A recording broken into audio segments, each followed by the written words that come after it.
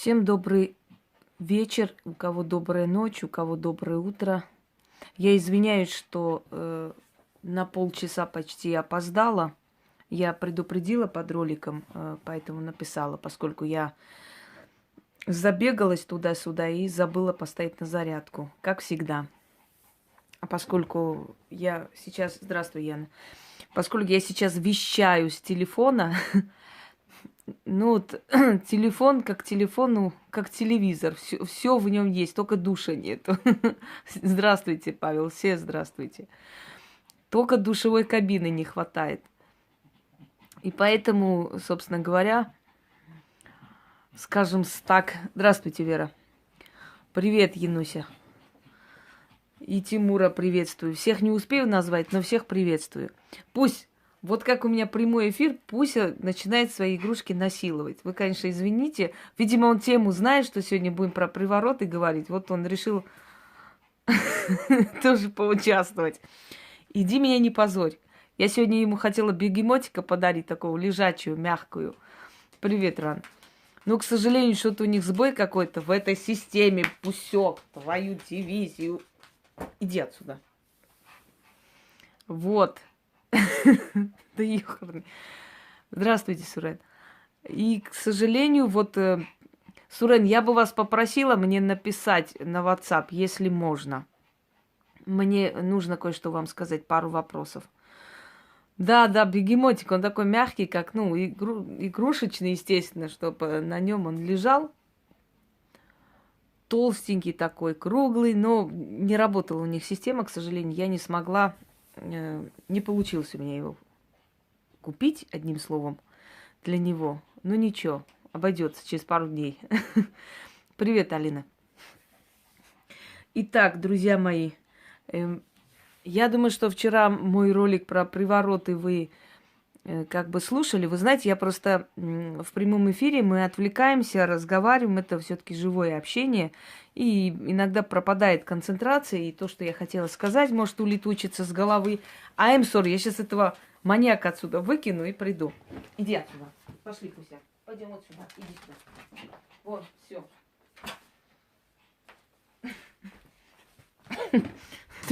Трындец. Просто. Вот. Привет, брат мой. Так вот, да, достал. Все, вот отвлек, сволочь масенький. И поскольку, чтобы не забыть сказать то, что я хотела бы, да, высказать и рассказать, я поэтому решила снять на эту тему сначала подробно, а потом уже как более легче будет диалог, поскольку вы уже слушали. И, естественно, оттуда уже возникнут у вас, может быть, определенные вопросы. Так будет интереснее. Ну и информация останется, потому что... Привет, Наталья. О приворотах, знаете, так смотришь в эти магические формы, такое ощущение, что привороты все делают. Все делают, и у всех получается. Угу. Конечно. Если у практиков, у которых за плечами 20-30 лет работы, привороты могут получиться, из 100 человек у 30, то уж там уж тем более. Хочешь Путина приворожить? Путина не обещаю, но Зюганова могу.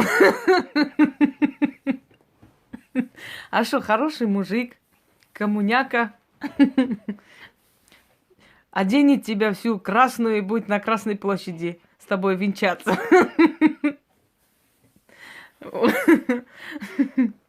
Чубайса. Если Чубайса приворожить, то весь нефтебизнес тоже тебе придется на тебя приклеить. Добрый вечер. Вот. Всех приветствую. Итак, что ж я хотела это сказать.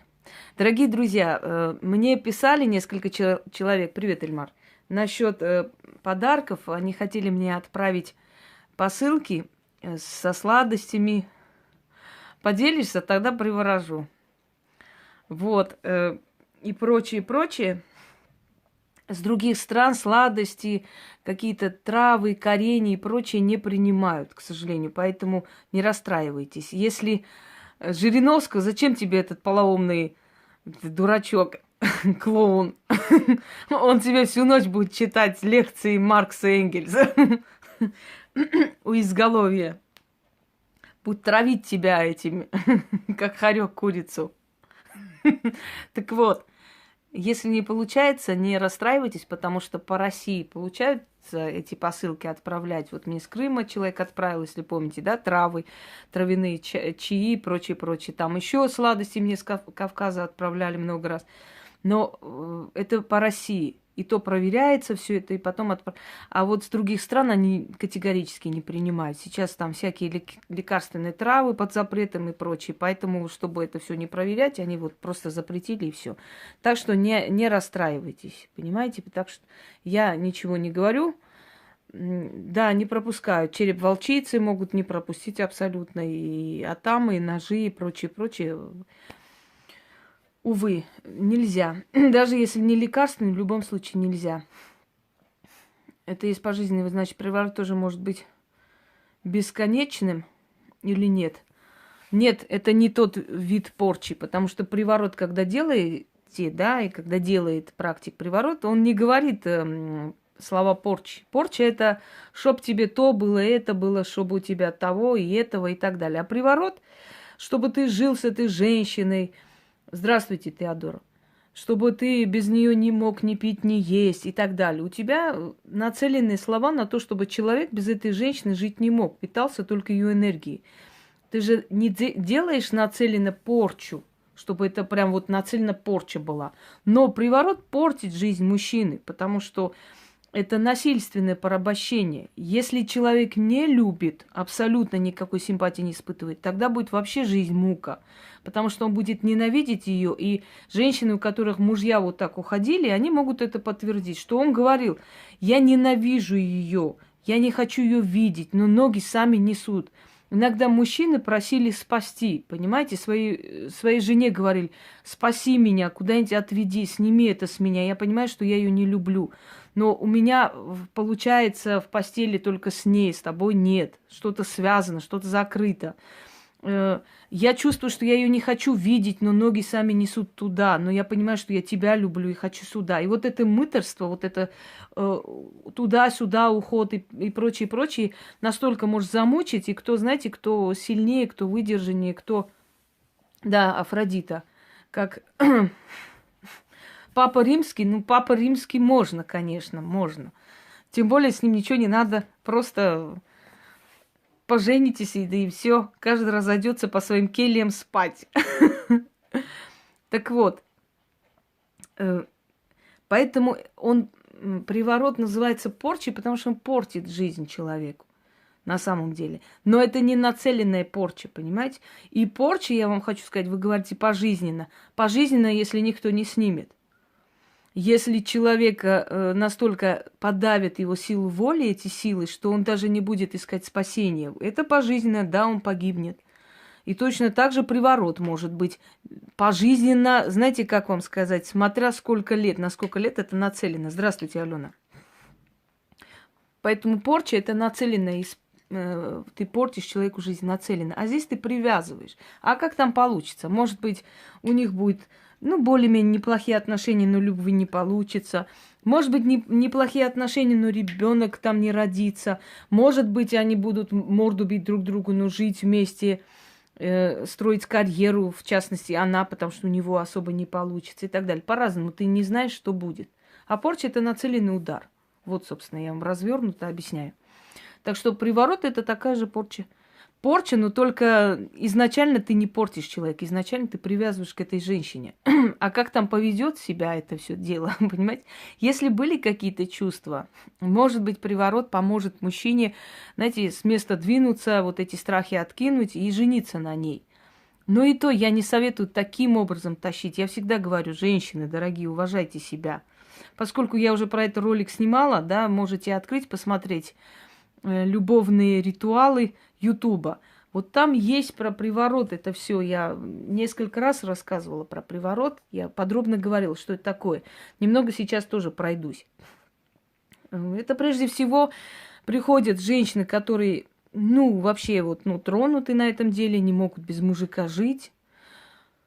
Даже свеча приворотная, которая делалась издревле, сейчас можно заказать. Это женщина крепко-накрепко обняла половой орган мужской. То есть она за это держится. И это хочет вернуть и привязать к себе. Извините за подробности, но надо называть все своими именами. Для чего она пришла? Она пришла за этим, собственно говоря. Ну вот папа римский богатый, ненадолго хватит. Еще лучше. Быстрее копыта откинет. И весь Ватикан твой. Танцуй не хочу. Да. Так что, а вторая категория женщин, которые приходят, я уже говорила, это женщины, которые хотят просто достаток себе, хотят богатую жизнь через мужчину, через богатого мужчину, которого они хотят захомутать и забрать себе. Без проблем. Вот с такими женщинами приятнее работать, потому что у них холодный ум и расчет. И они спокойны, как удавы. Ты говоришь подождать, они ждут. Ты говоришь не звоните, она не звонит. Ты говоришь, он будет звонить, не бери трубку, потому что так надо для этого дела, да, чтобы это все закрутилось, чтобы энергии не перемешались. Она не берет трубку, без проблем. А те, которые влюбленные плакальщицы, вот эти черноризницы, ой, помогите, он не позвонил. Ой, что буду делать? Ой, чего мне делать? Ой, как мне быть? Ой, куда мне деться? И чего мне быть? И так далее. И уже настолько это надоедает. Изначально, когда ты не отказываешь таким женщинам, да, но со временем, когда ты понимаешь, что это настолько уже надоедает, просто каждодневные истерики и прочее, все, ты говоришь, давай-ка это, сейчас закончим это дело, и потом иди ты лесом. Бывали моменты, когда я злилась настолько, что просто готова была вот хоть что. Привет, Софи. Да, мозги выносят. Почему? Потому что если женщина всецело, весь смысл своей жизни связывает... Марина. Спасибо, Марина. Ну, поймут люди, не поймут, это их проблема. Что мы будем делать? Мы не можем им свои мозги вставить, правильно? Мы можем только объяснить. И мужчины, которые уходят, кстати, вопрос, да, у меня спрашивают, а вот на любого мужчину можно сделать приворот? Вот, Сурен как раз спросил. Сейчас я объясню. И можно ли, например, вот взять фото Киркорова и сделать на него приворот, да, какая-нибудь баба Дуся хочет вот Киркорова, и все тут решила. Чем я хуже Пугачевой? Пускай теперь на мне женится. Возможно ли такое? Дорогие друзья, хочу вам сказать одну вещь. Никогда в жизни не верьте, что возможно приворожить мужчину, если у женщины не было с ним сексуального контакта. Это невозможно.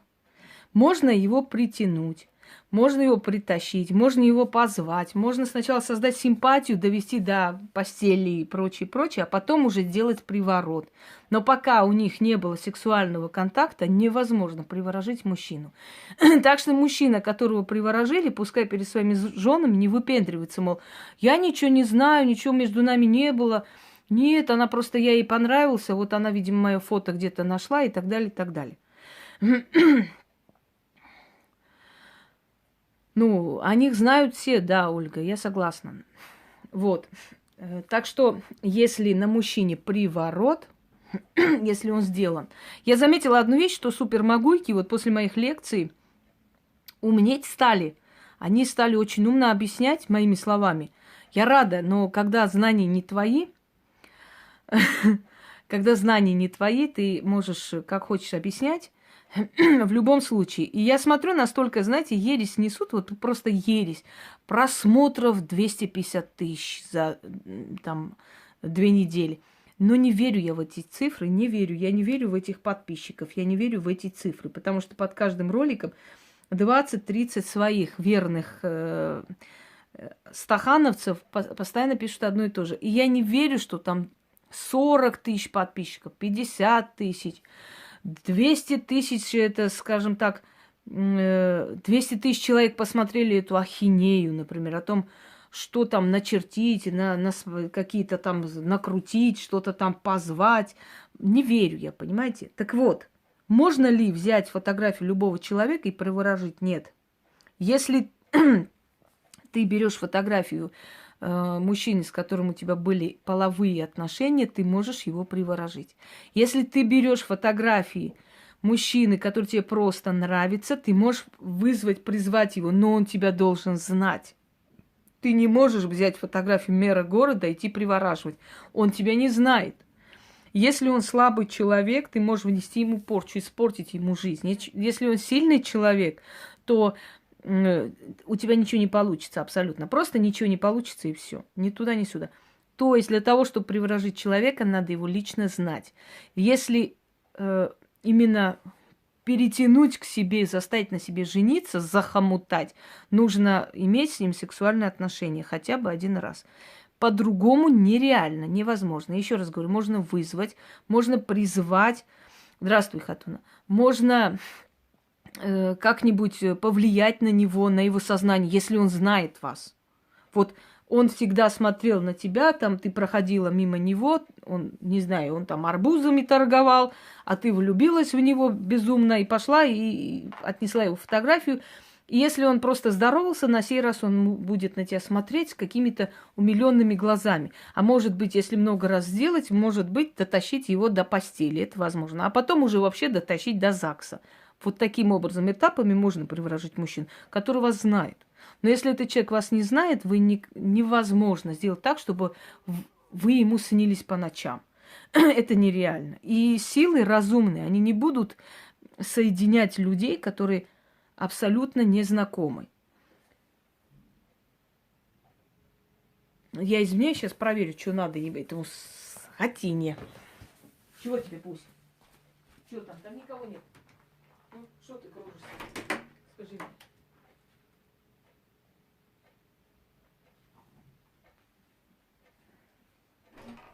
Все.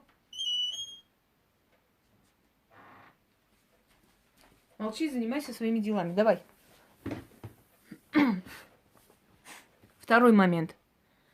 Каждый ли мужчина поддается привороту, и каждого ли мужчину можно увести из семьи? Нет. Приворожить возможно только того, кто способен на предательство. Только того мужчину, который слаб. Только того, который склонен оставлять семью и убежать, который легковерный, который не сильный духом. Вот только таких мужчин возможно приворожить. И это не имеет никакого отношения к его физическим данным, хоть он там 2-метровый амбал, но его можно как теленка просто на веревке тащить за собой. Очень легко и просто, потому что в душе он заяц, хоть и выглядит как тигр. Понимаете? Да, ну, читаю.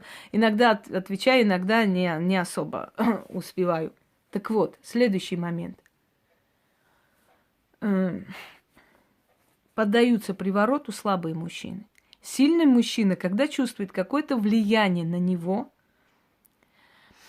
когда чувствует какое-то извне, какое-то на него влияние, дорогой мой армяноид, ты особо не обольщайся, а то я тебе сейчас докажу, что и на сильных можно повлиять, если сильная ведьма попадется.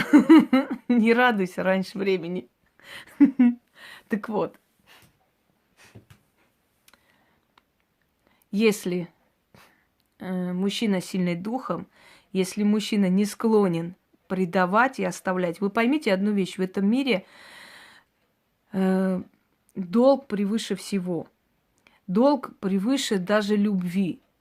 Для людей, у которых есть честь, совесть и достоинство, долг превыше. Если ты даже не любишь эту женщину, просто так взять, бросить ее с ребенком, уйти, вообще бросить тяжелую минуту и прочее, прочее, есть предательство. Понимаете? Поэтому не будем говорить о том, что вот любовь там, я не знаю, чувство превыше всего долг. Так вот, если точно так же касаемо женщины, морально слабую только.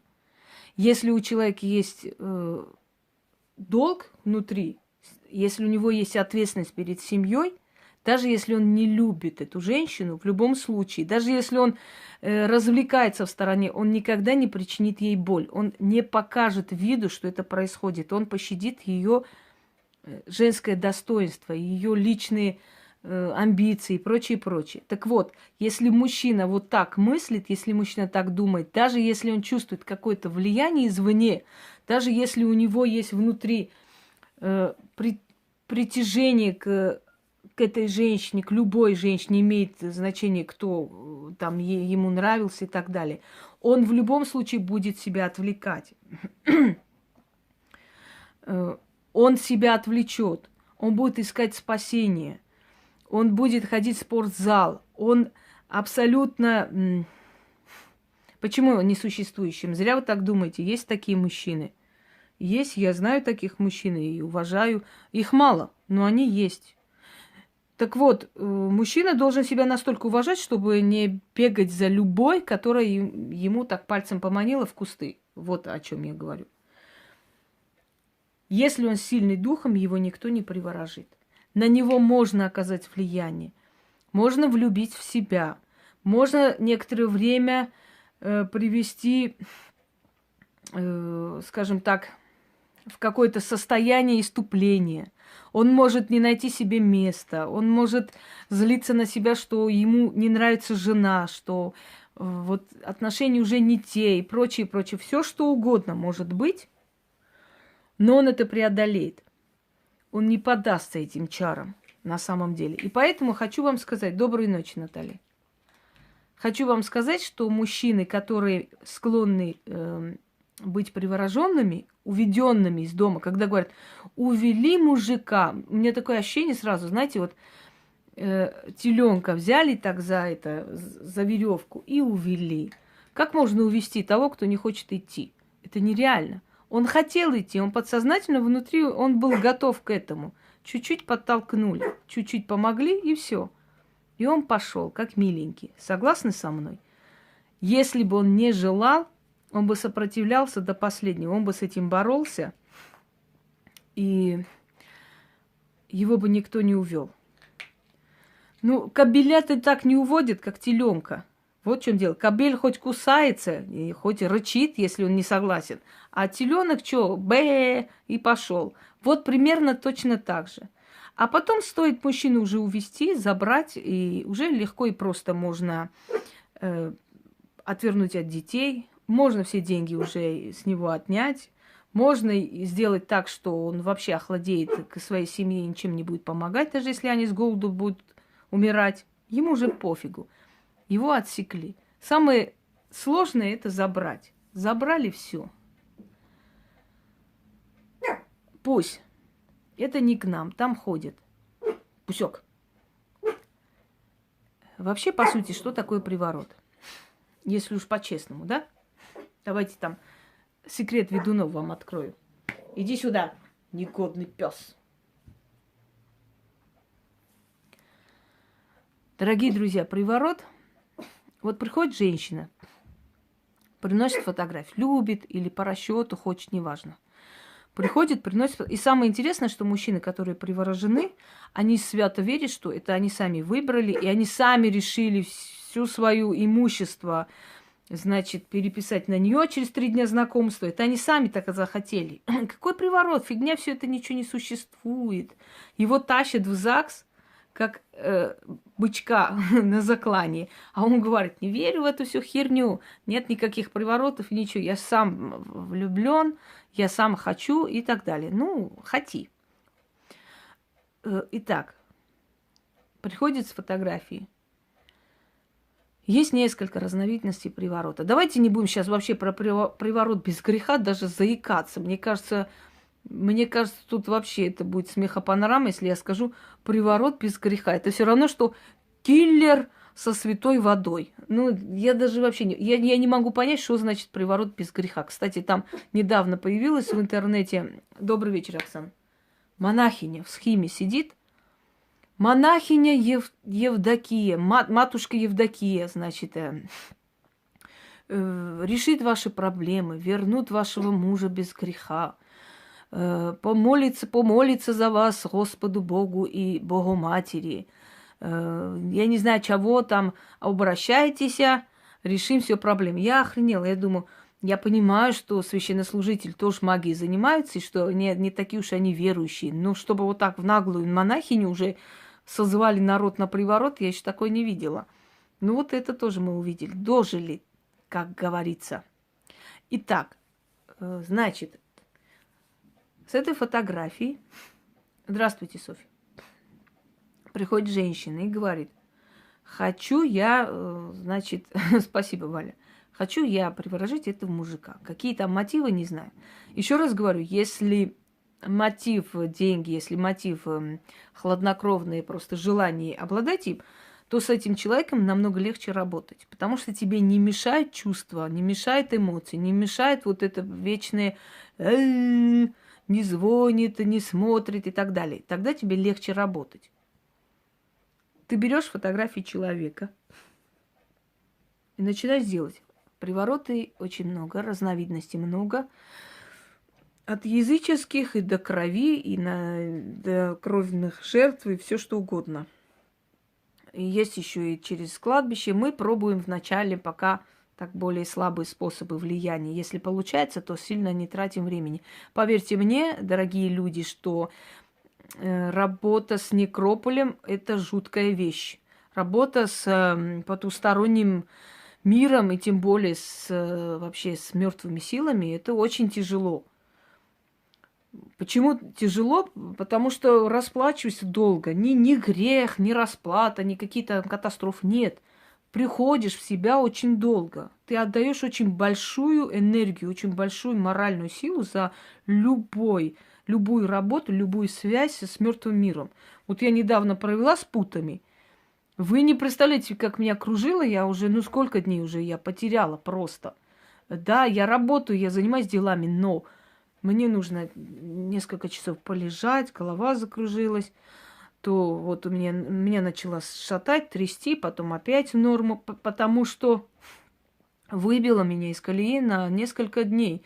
Потому что вы поймите, что путы с рук мертвой девушки по имени Надежда. Дальше рассказывать не буду, потому что это сделано тайком от родственников, и сейчас лишние проблемы не нужны. Работникам морга дано мне. Потом там целая история была насчет того, куда путы делись. Они, оказывается, верующие люди, хотя их дочь покончила с собой. Вот какие-то у них были свои проблемы. И она сказала, что она нечаянно выкинула, после чего у них был скандал. Но она мне привезла. Так вот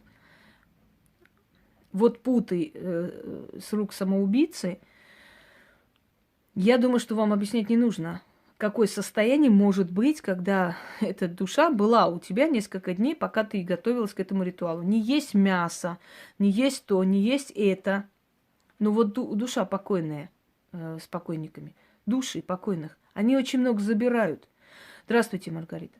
Очень много и вообще, как сказать, дорогие друзья, не то, что много, я даже не знаю, как описать. Видите, сколько дней я потом стала снимать, это тяжело. Так вот, самое главное, что если тебе так не очень хорошо штормит и шатает, это означает, что работа-то пошла. Вот что означает. А это самое главное. Хрен с ним, ничего, пару дней можно и прийти в себя. Руки дрожат, ощущение, как будто тебя постоянно, знаешь, кружит, ты как в аквариуме. Потом отпускает, потому что тебя взяли очень хорошую прям плату и силой, и энергией, и деньгами, естественно, потому что ты эти дни отстала, не поработала, правильно? Вот ты и расплатилась. Конечно, пошла, еще как пошла. Вот. Так вот, дорогие друзья. И пошла. Там уже кричат, что я за все заплачу. Хорошо, я не против. Так вот, что касаемо, значит, и мертвого мира. Поэтому, когда они приходят, мы начинаем с самого элементарного. Не элементарного, конечно, но самого такого, как вам сказать, безобидного пока для себя. А потом переходим на более сильные вещи. Приходит некая сущность, слушайте внимательно. Приходит некая сущность, она вселяется в этого мужчину. Тянет этого мужчину к этой женщине. Он питается только ее энергией. Только рядом с ней он чувствует себя мужиком. Только рядом с ней он счастлив. Только рядом с ней он себя ощущает вот просто полная сила у него. Только рядом с ней ему хочется жить. Он приходит домой, стены давят, он ненавидит жену. Ему неприятно, ему кажется, что от нее неприятно пахнет, что она не то сказала, что она не так смотрит, что она вечно достает. Он начинает не любить детей, он начинает чувствовать себя несчастным. У него стеклянный взгляд, он абсолютно чужой человек. Внутри него вообще другая сущность. Поэтому женщины, которые хотят мужчину, я говорю, вы тело получите. Но тот, которого вы любили, он таким уже не будет. Он придет к вам просто его тело. Просто тело. Вот. Он будет, он самый. Он не будет к вам ласков, он не будет вас любить, он будет тебя дубасить, пить, издеваться. Вечно не длится, может продлиться, например, заказчица себя чувствует, отлично чувствует, до того момента, пока не стала с ним жить. Вечно. Есть приворот на 13 лет, есть на 30 лет привороту, столько и чувствует. И он, самое интересное, не уходит потом. Он будет с топором бегать, рубить ее, но не уйдет. Вы не видели такие семьи? Вот ни с того ни с сего они поженились, и все начали подозревать. Что-то сделано, но не мог он на ней жениться. А потом начинаются скандалы, ненависть. Они вместе не могут жить, они друг без друга не могут жить. У них просто... ад, тут даже, кажется, детсадом рядом с такой жизнью. И какие могут там рождаться дети? Никакие. Когда женщина, когда приходит, ты объясняешь, вы поймите, лучше, может быть, подождать, может найти своего мужчину. Нет, я хочу, мне плевать, мне все равно. Это они сейчас говорят, они они думают, что ты их запугиваешь просто. И когда ты объясняешь, вы поймите, вот так и так будет, я на все готова, а потом приходят, снимите, спасите и так далее. Конечно, я могу снять. Но снятие намного дороже, чем приворот. Пусть найдет и приносит. Это ее расплата, извините. Свою работу разрушать тоже веселого мало. Снимается ли приворот? Конечно, снимается. Снимается, но более сильным мастером. Работа моя, например, снимется только тем, кто мне ровен. Кто мне ровен увидит в этой работе работу профессионала и не снимет. Я еще раз говорю, снимает редко кто, но это снимается. Это не вечно длится, это возможно снять. Но только сильные, а сильных мало, понимаете? И не факт, что тот, который сделал, согласится снять. Абсолютно не факт. Потому что не все хотят свою работу нарушить. За это потом расплата. Эти деньги, которые тебе предлагают, потом боком выйдут. Ты можешь на операцию это все отдать. Вот в чем дело. Добрый. Так. Итак. Снимается. Что потом происходит? Происходит пустота в жизни. Мужчина, как после сна, вот прямо открывает глаза и понимает, что он потерял много лет, дети его ненавидят, потому что он издевался над ними. Жена его видеть больше не хочет, потому что она насмотрелась, у нее просто страх и ужас вообще от этого человека близко за километр не хочет. Он одинок. Женщина, которая его приворожила, убежала куда-то от этого ада и не хочет его видеть. Сняла на это или просто сбежала, не имеет значения. В общем, пустая жизнь, потому что во время приворота вы стираете полностью всю жизнь мужчины и рисуете новую, свою схему. То есть пишете свой сценарий его жизни. Привороженные мужчины долго не живут. Они начинают пить, и, как правило, умирают 57, 58. В общем, до 65 они, как правило, не доживают. Это раз. Потом, да, и еще раз говорю, дорогие друзья, увести можно только того мужчину, который к этому готов морально. Да, есть такие. Мне одна приходила, просила, умоляла, она не бедный человек, готова была. Есть у меня ритуал от лени. Конечно, урия, лень. То есть приходила сначала, там одного парня просила, очень... Я, естественно, сказала, объяснила, она на все готова. Я это сделала. Через некоторое время она нагуляла с ним. Потом пришла, начала просить за другого. Тот уже за ней бегал, тот уже грозился, тот поджег ей двери. Великим трудом она отделалась, убежала к тетке в Сочи, некоторое время там отсиживалась, пока он здесь в армию не пошел. И, в общем, вот каким-то образом, как-нибудь это все закончилось. А что касается... Да-да-да. А что касаемо, что я хотела вам сказать, есть посильнее привороты на много лет, на 30 лет, на 36 лет, на 44 года, разные. Это и называется пожизненно, поскольку 44 года он еле доживет с такой-то жизнью. Есть такие привороты, но это уже связано с мертвым миром. Это уже нужно идти. Я вам говорю еще раз, как правило, женщины уже приходят, зрелые женщины, умные женщины приходят, значит, делать приворот вот из чувства мести. Вот он со мной вот так поступил, а я хочу, чтобы он меня любил, а я ему указывала на дверь и так далее. Как правило. Значит, второй момент. Что случается после снятия приворота? Я вам еще раз говорю, она свое наказание, та, которая заказала приворот, уже получает, здравствуй, Марьям, живя с ним, она уже так получает, что после снятия опустошение жизни. И очень может быть, что очень долго не сможет создать семью, а может и навсегда. Она накликала себе беду, окружила себя демоническим миром. Она им должна, она их должница. Они же привели этого мужика. Ну и что она заплатила деньгами? Это ни о чем не говорит.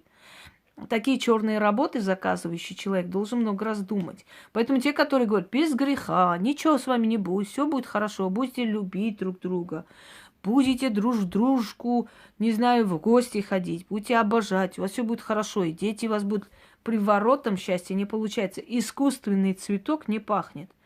Привороженный мужчина счастья не приносит. Учтите это, я вам еще раз говорю, 1005 раз. Но если вы хотите, делать это можно. Делать это возможно, это точно такая же работа ведьмы. Ничего там особого нет, такая же работа. Но прежде чем прийти, подумайте. Человек, который сразу берется привораживать, и тем более сразу же вам советует, значит, первым делом делать приворот, когда вы говорите, что семья рушится, что делать. Это человек, как правило, аферюга.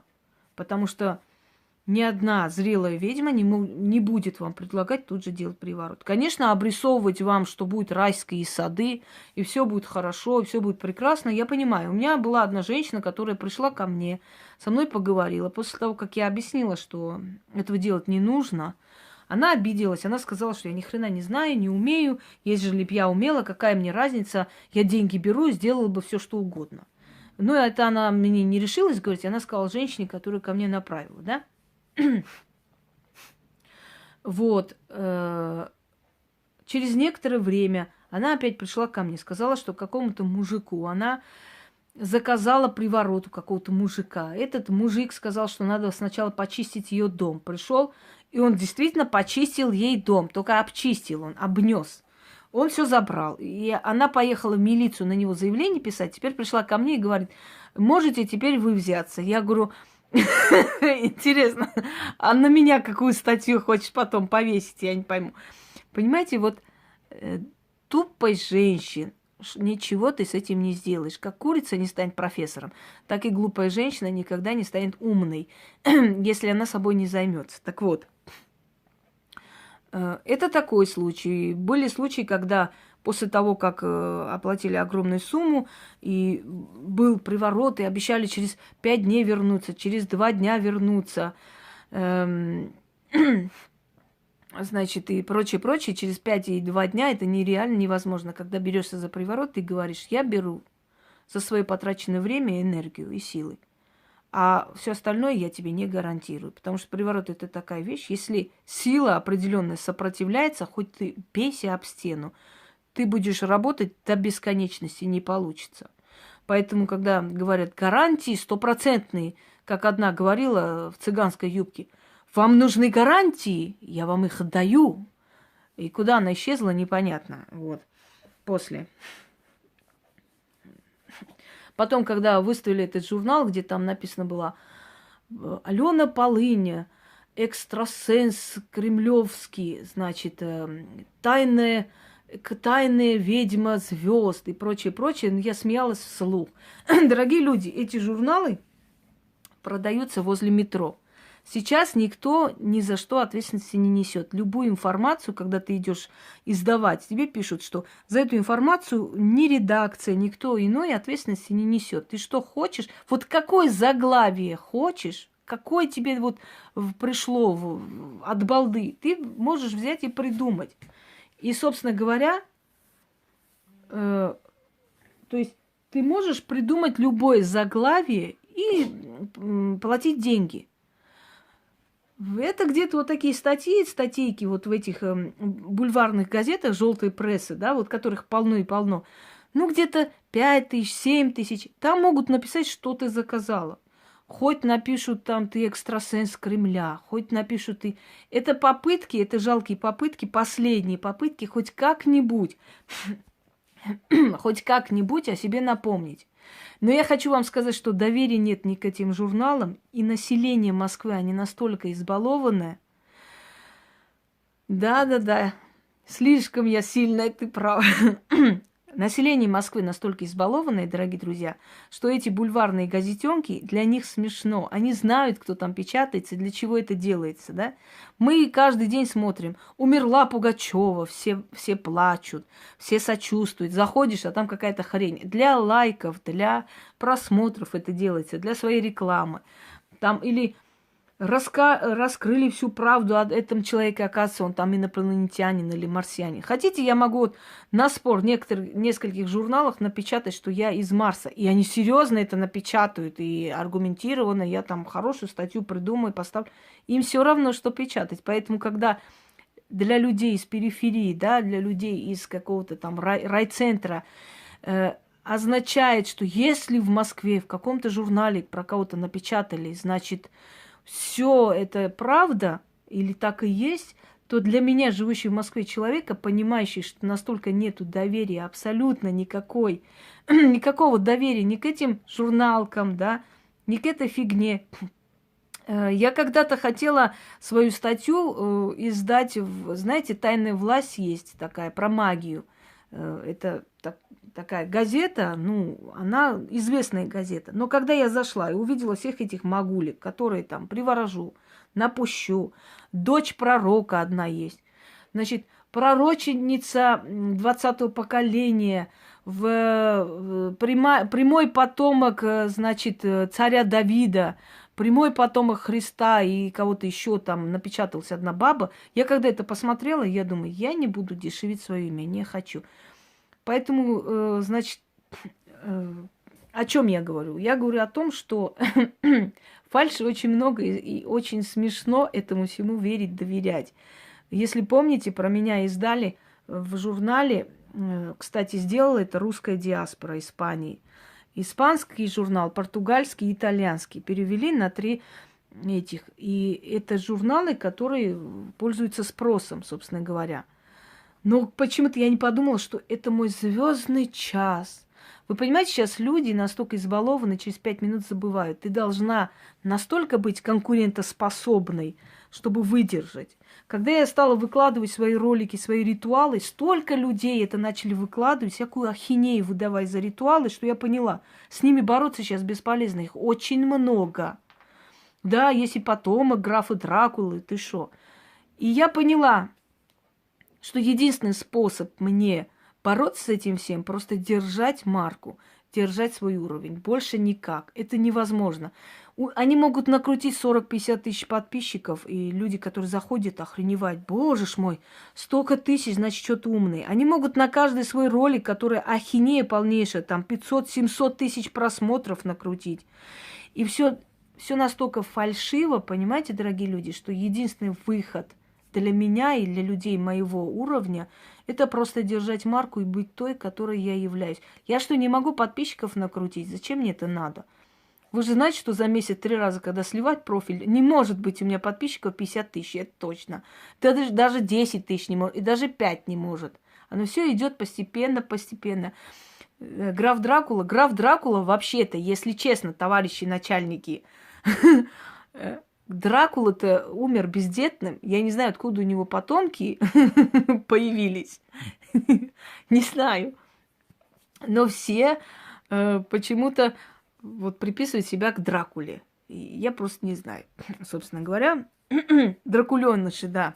Ну ладно, пусть припишут. Мне одна приходила и говорит, у нас инструктор, она сказала, что она вот из определенной какой-то планеты Альфа Центавра, что ли такое. Я вспомнила фильм советский, помните? Я из Альфа Центавры.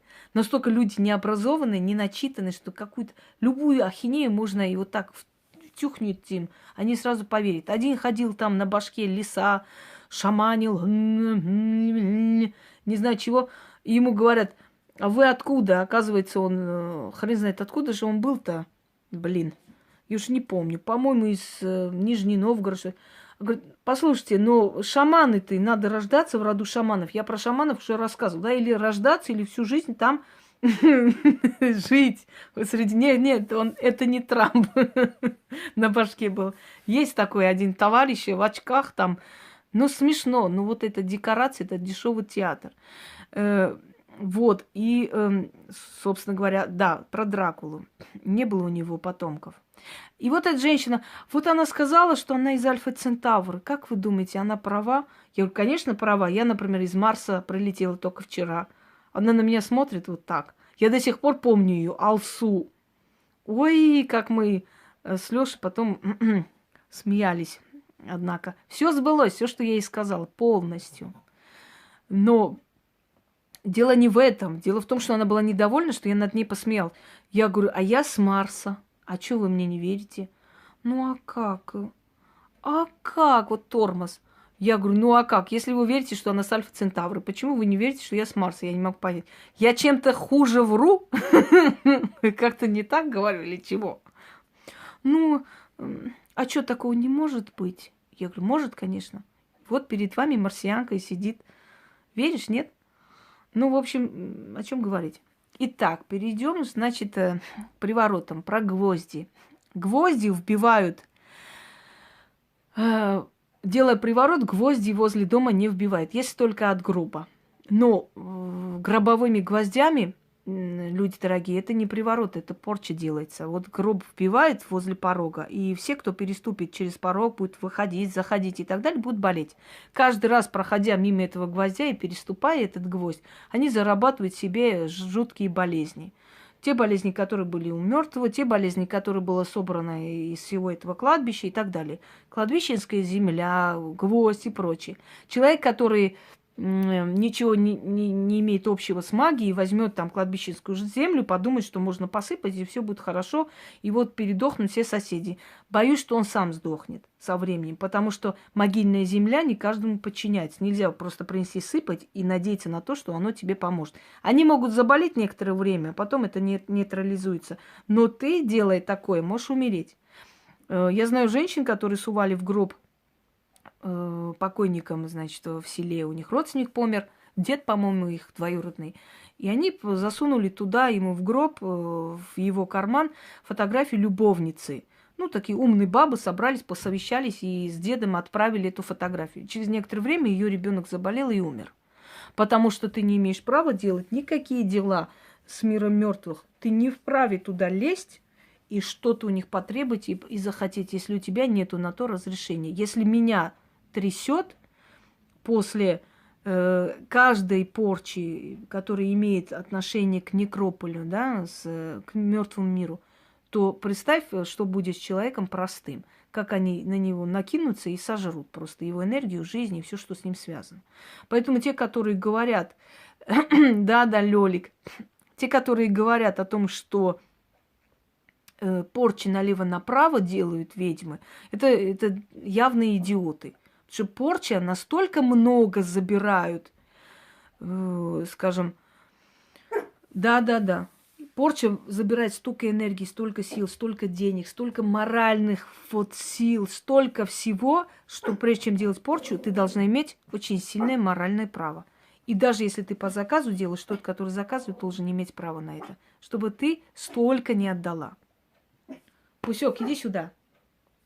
А что касается расплаты за порчу, я скажу следующее. Если человек вам причинил боль невыносимую, то изначально он уже дал тебе право ему отомстить. А после того, как ты это делаешь, ты платить не будешь ничем. Потому что у тебя справедливая месть. Согласны со мной? Вы квиты. Он тебе боль, ты ему порчу. Вместо этой боли. Равновесие во Вселенной существует. Зачем платить, если он уже изначально... Ты уже изначально заплатила болью. За причиненную боль ты заплатила болью. Моральными страданиями, муками и так далее. Да, нервами. Ты уже заплатила. За что ты еще платить будешь? То есть мне пусть делают все, что угодно, а если я порчу влеплю, так я еще и платить буду за эту порчу. Ничего подобного, даже близко. Если человек пришел ко мне и говорит, мою дочь изнасиловали, а сын прокурора он, я сделала этому человеку порчу, я должна платить, а та, которая заказала у меня порчу, тоже платить должна, как вы считаете? Нет. Потому что они уже заплатили страданиями. Они уже квиты изначально. То есть он имеет моральное право. Он имеет моральное право мстить. Вселенная говорит, тебе сделали больно, сделай столько же больно ему. Все. Вот и все. Еще раз вам повторяю, дорогие люди, если вы не будете лицемерами, судьба повернется к вам лицом и будет мстить за вас. Можно и не по теме. Сейчас я договорю, можно, конечно, не по теме. Значит, чего? И заметила клиентка. Извините, я не поняла. Сейчас попозже почитаю. Так вот, если человек сделал вам больно, вы должны говорить, я хочу, чтобы ты за это заплатил.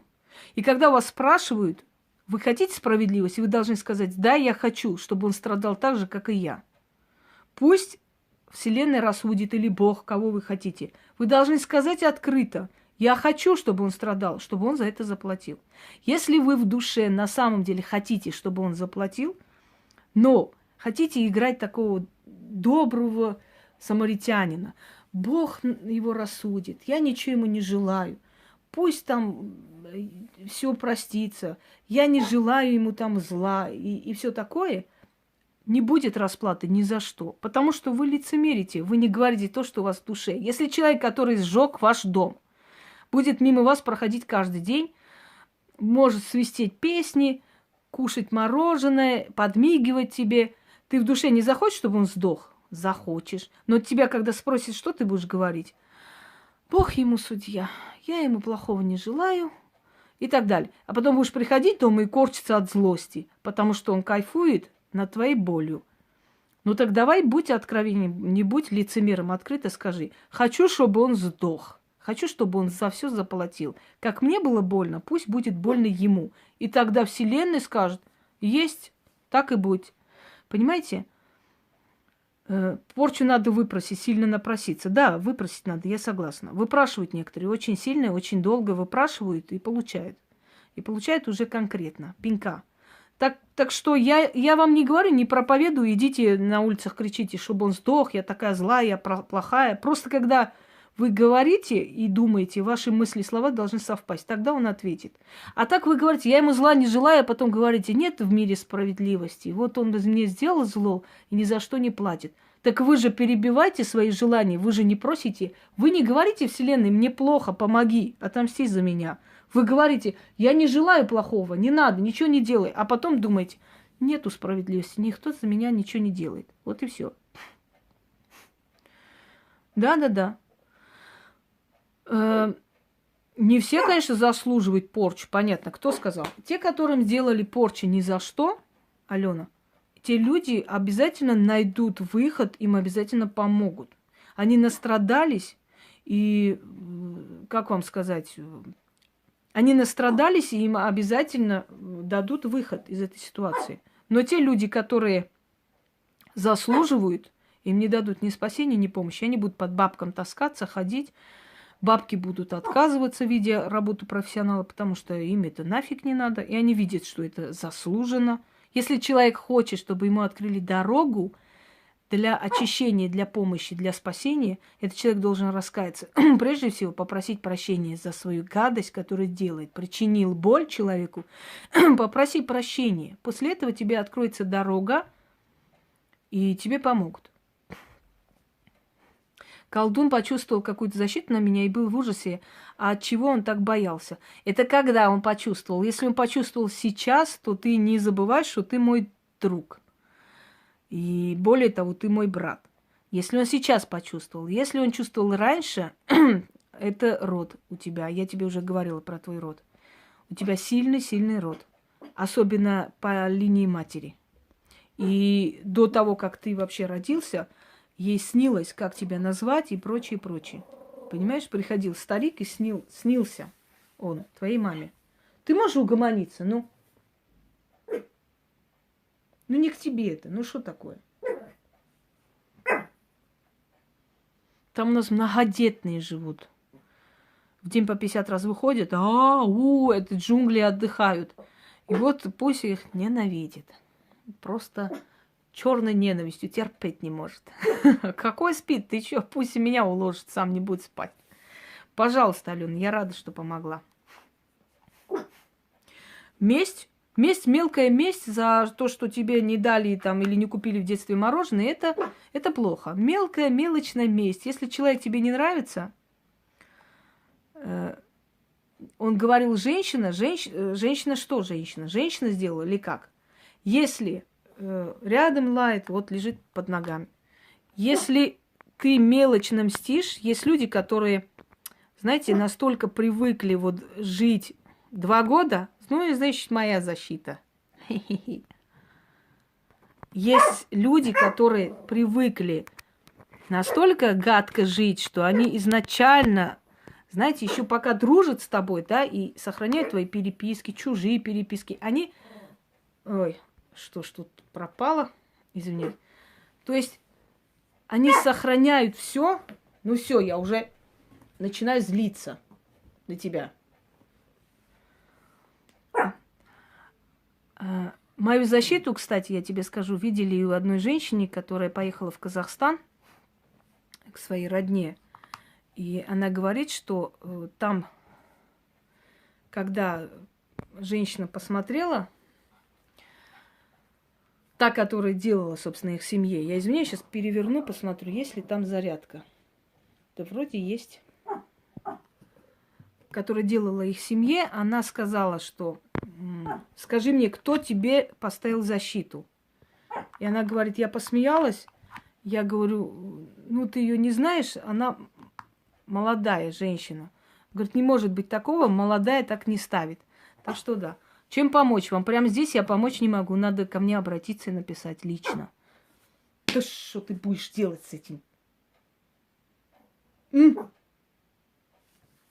пускай ходят там эти джунгли. Ну, тебя не мешают. Пусёк.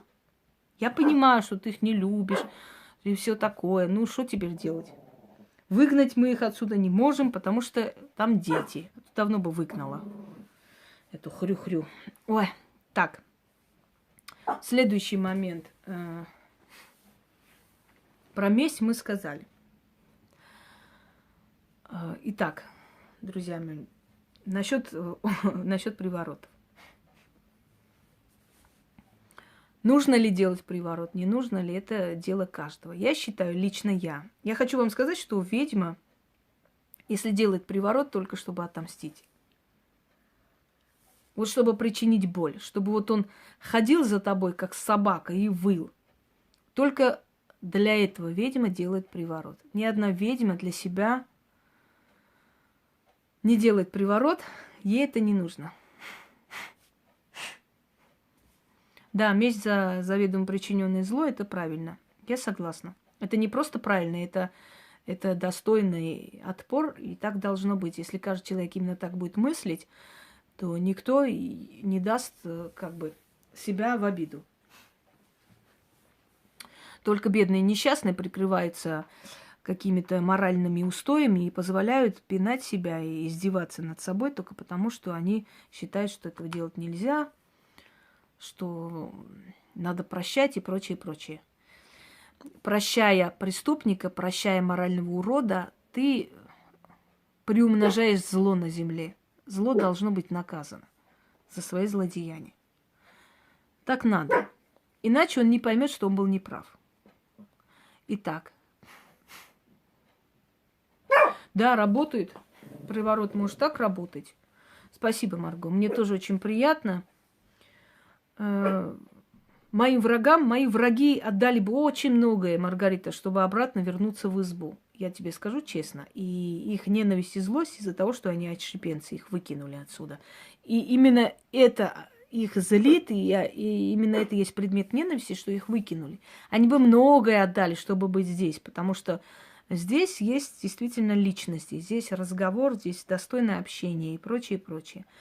Но нафиг они не дались. Мы мусор не возвращаем.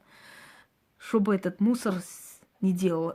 И шантажом, и всем на свете верни меня, а то хуже будет. Но нет. Знакомые, которые общались, но они подглядывают и пытаются выудить новости. Зачем это надо? Что именно имеется в виду? Новости какие? О чем?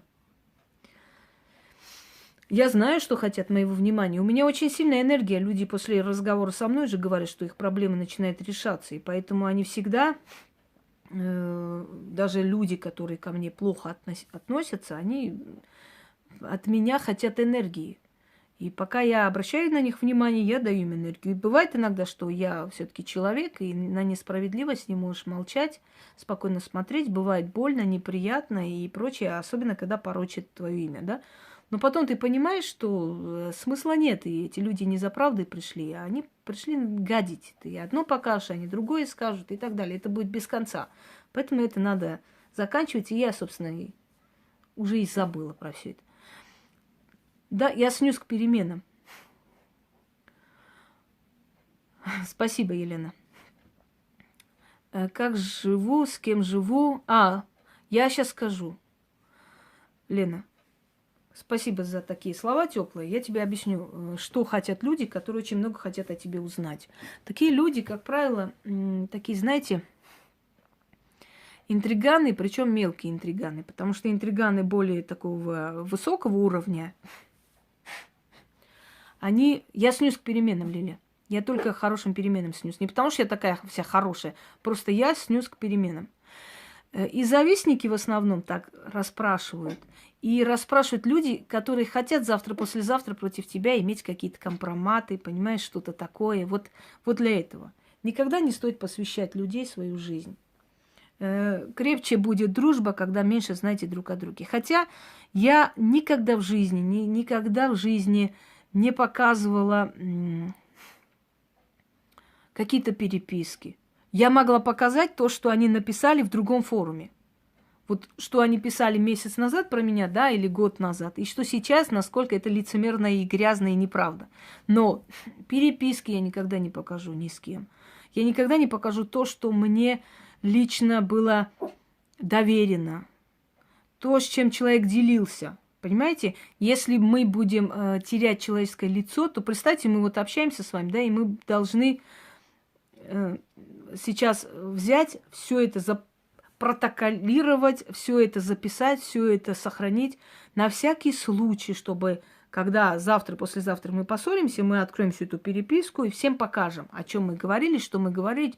Это на что будет похоже. Тут уже нет ничего людского, да, тут человеческого лица уже нету. Если я ссорюсь с человеком, он для меня погиб. Его больше не существует. Все, я вычеркиваю из жизни. Я никогда в жизни не буду ходить, выпитывать, говорить, открывать переписки. Ну, на что это похоже? Нормальный человек, достойный человек разве такое делает? Это нереально. Не то, что компромат.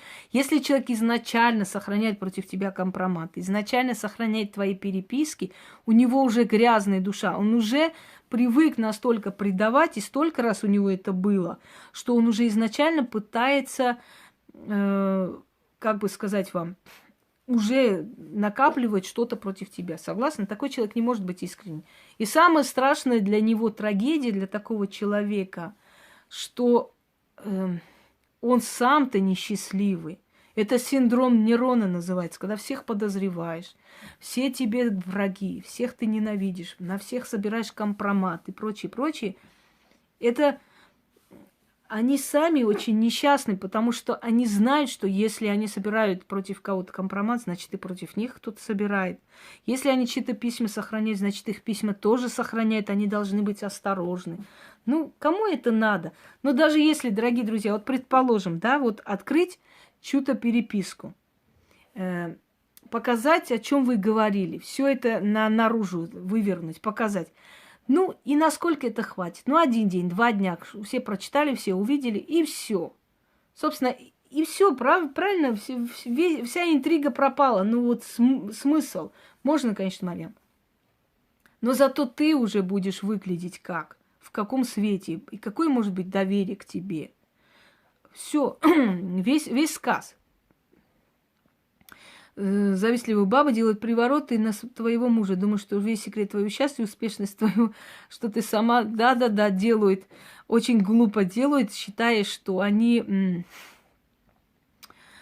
Да, они герои себя считают, мнят, Лен. Ну, это дешевый героизм. Это самый дешевый героизм, что ни на есть. О чем я? Да, весь секрет успеха женщины это в том, что она не боится никого терять. Когда вы не боитесь потерять этого человека, вы успешны. Не бойтесь никого терять. Не из-за того, что говорят, тот, кто твой, не потеряется, не уйдет. Просто я хочу вам объяснить, что у женщины внутри, вообще у сильных женщин тем более, есть такая особенность. Когда человек пытается уйти, когда человек пытается тебя предать или предает, у тебя все чувства к нему исчезают. Ты уже без боли его отпускаешь. Вот и все. Вселенная, она мудрая. Она не будет причинять боль. Если человек уходит, если люди должны расходиться, у них начинает наступать период холода. Так, неделю свекр снится. Кажется, он отойдет в этом году. Причем муж спонтанно бороду отращивает. А в каком качестве он снится? Если он снится радостный, веселый, бодрый, молодой, то умрет скоро. Спасибо. Что я веселая, теплая. Я простой человек просто, без понтов. Чем человек выше, тем проще. Вот себя похвалила. Если вы проводите чистку, то защита после чистки ставится? Конечно, да, чтобы это не повторилось. Ставится чистка, защита, открывается очень много нового в жизни человека, иначе толку не будет от чистки. Через некоторое время может это повториться. Если есть человек, который все время это делает, он может повторить. Конечно, у него уже не так получится, как раньше, но в любом случае может повторить. Да, эмоция страха, чего ты боишься, то тебе и приходит. Сколько было это доказано. Все люди, которые ужасно чего-то боялись, Гоголь жутко боялся быть похороненным живем. Жутко боялся. И он все время просил, что пока у него не начнутся какие-то трупные всякие проявления, чтобы его друзья не хоронили. У них был ужасный страх от этого. Собственно говоря, его и похоронили живем, потому что он постоянно об этом думал, все время крутил в голове, как киноленту, а мы знаем то, что вот ты часто думаешь, Вселенная не думает о том, что ты этого боишься или не боишься. Он думает, что если ты часто думаешь, значит, тебе это надо, и оно тебе дает. Я же вам говорила, объясняла, что для более высшего космоса не существует слова «не». Не хочу или не буду. Когда я говорю, я благодарю мир и Вселенную, я не говорю спасибо, что я не голодаю. Я говорю спасибо, что я сыта. Спасибо, что у меня есть сын, что у меня родители живы-здоровы. Спасибо за все, что ты мне даешь. И прочее, прочее. Я стараюсь в таком, понимаете, положительном формате говорить. Так что боишься ты старости, ты будешь сходить, стареть. Вот, боишься сойти с ума в старости. Отсеките эту мысль. А что бояться, если вы Сойдете с ума, бойся, не бойся, ты сойдешь с ума в любом случае, правда ведь? Тогда чему сопротивляться? Кто сошел с ума у вас в роду? Нету таких. Все, успокойтесь, с чего ты должен сойти с ума? Некоторые, знаете, боятся на старости лет оказаться обузой для детей. Там, вдруг не смогу ходить, вдруг не смогу это. И так и случается. А я знаю стариков таких бодрых, что мне, 10 очков вперед дадут. Просыпается в 6 утра, и все они могут, и все успевают, у них гектар они обрабатывают. Я 2 метра иду, я уже все как это, это я старый, а не они, собственно говоря. И они умирают прям бодрые, спокойные. У меня бабушка до последнего там пахала на своих землях. И умерла она за 2 дня, она заболела и умерла. Зная, что нету. А чего вы боитесь тогда? Это обычно наследственное сумасшествие. Если этого нету, какой смысл? Да, вот именно что. Потом, знаете как, хорошую смерть надо заслужить.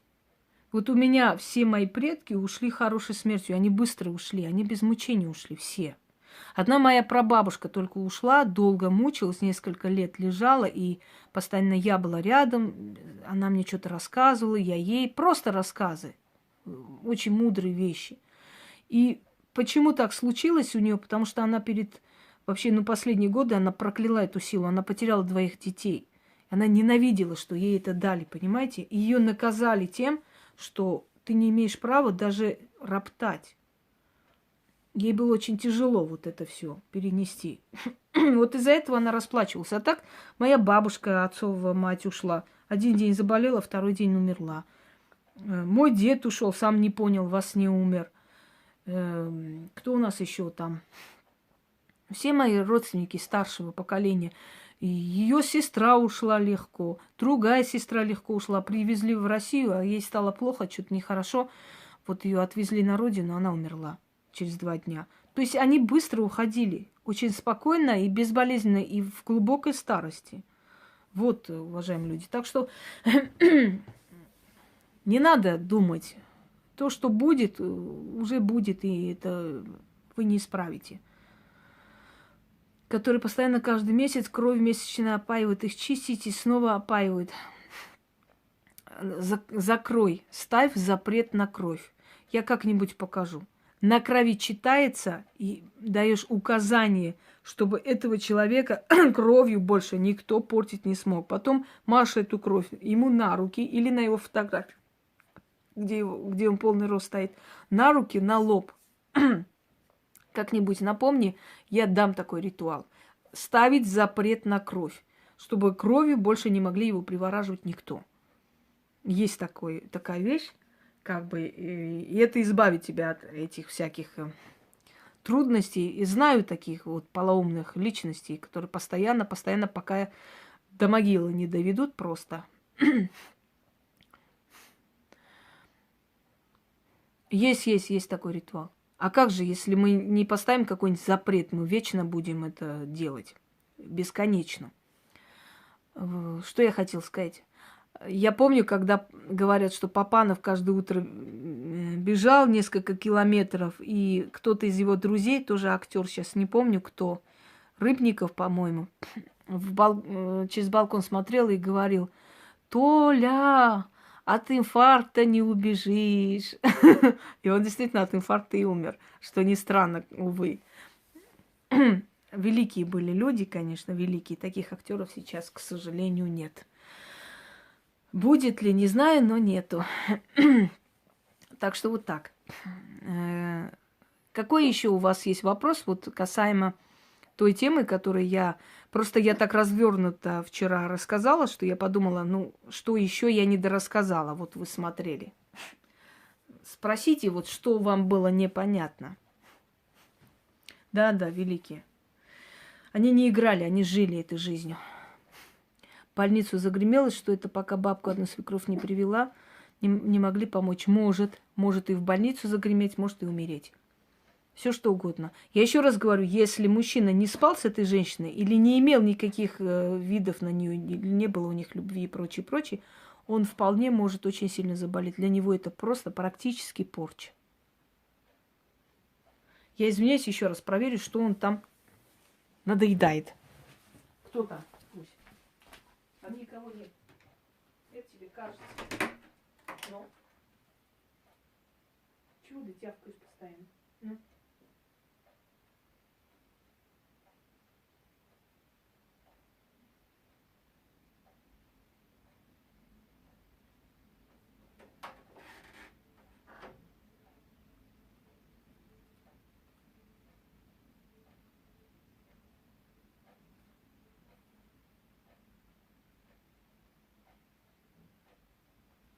Ну вот нету здесь никого, Пусек. Кого ты там чувствуешь? Ты меня достал, Бусек.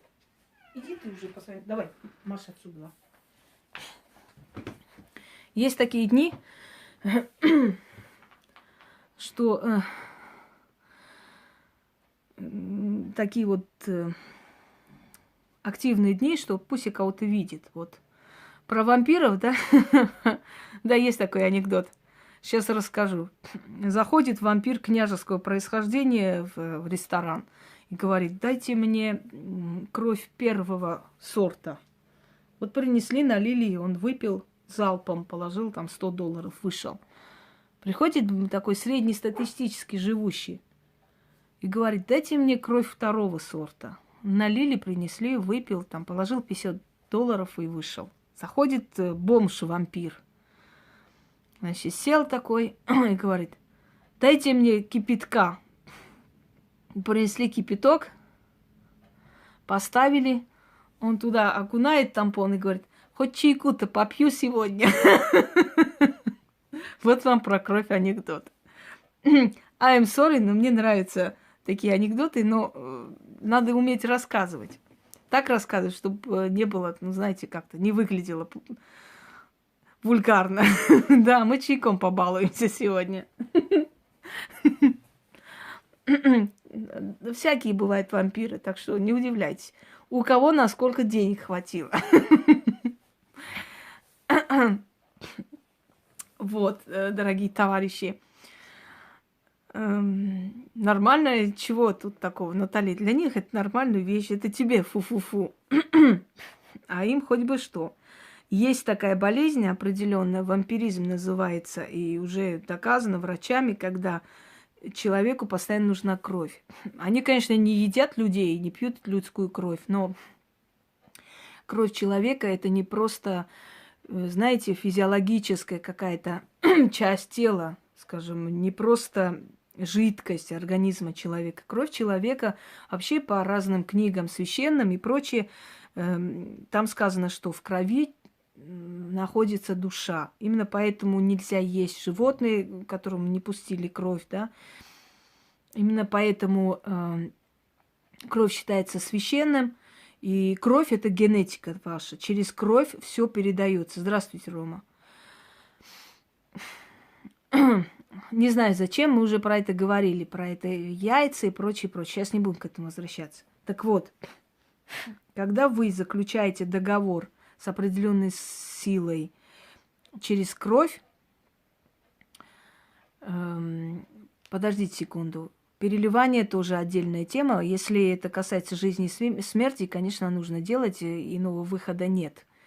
Но переливание тоже, да, вы берете определенную судьбу этого человека на себя, и нужно потом эту судьбу скинуть уже, когда вы спаслись. В крови человека вся его генетика. Все, что есть, все, что пришло от его предков и прочее, прочее. Поэтому, когда вы заключаете с кровью договор или капаете свою кровь, как одна полоумная капала свою кровь на могилы и учила, как надо очищать себя. То есть она всю свою генетику, все свое поколение туда, в это... Да, это самый крутой приворот послать на 3 буквы, потому что ты посылаешь туда, куда она хотела, собственно говоря, и мечтала. Так вот, кровь. Здравствуйте, Бажена. Это не просто жидкость, это часть души человека, это его судьба. В крови его генетическая печать. Все, что он передаст своим детям, все, что ему передали его предки и прочее, прочее. Поэтому с кровью будьте осторожны. Так вот, есть такая болезнь, при котором кровь нужно пить для того, чтобы выжить в крови. Есть определенные элементы. Для того, чтобы не пить, естественно, человеческую кровь, они пьют, они заказывают специально в этих скотобойнях кровь. Бычью кровь, еще чью-то кровь и прочее. Следующий момент человеческой крови. Я знаю такой случай, когда женщина болела раком, и ей посоветовал один шаман. Единственный выход – это выпить человеческую кровь только своих родственников.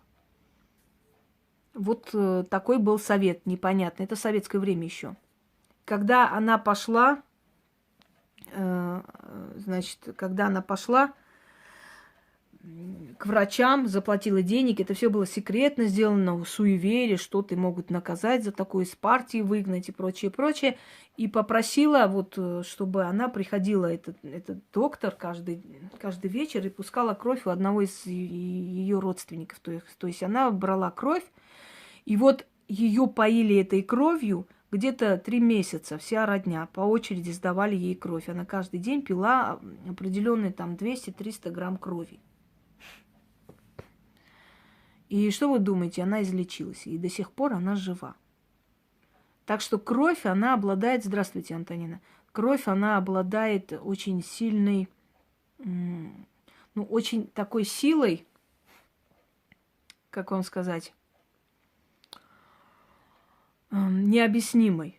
И кровь родственников особенно. Я думаю, что этот шаман, предлагая ей выпить кровь родственников, да, усилила ее родовую защиту. Я так считаю. Что за переклад от бездетности? Какой переклад? Это глупости это все. Переклады, прочие. Переклады всякие делаются. Причем здесь бездетность или... Да, кровь. Она...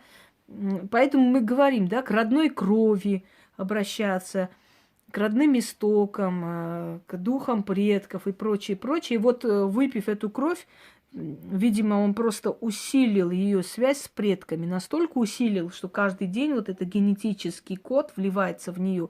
Этот генетический код ее спас. Ну, они сделали, да, родня сделала ради нее это, пошли на это. Я думаю, что любой человек пойдет на это, когда нужно спасти любимого человека. Матвей сегодня спит.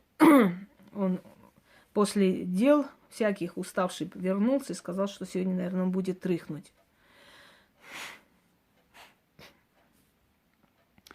Так, что вы хотели спросить еще по приворотам? Я вас слушаю. Почему приворот на мужа сделала? Жена чуть на тот свет не отправилась, ребенок пострадал. Ну, значит, какая-то умная женщина, в кавычках, посоветовала ей сделать приворот. Подумал, что это спасет брак. Вот она и сделала. Да, бычьей крови. Возможно, я знаю таких людей, которые едят сырое мясо с кровью, специально заказывают с кровью, плохо прожаренное, им это нравится. Ну, есть. Ну, пить.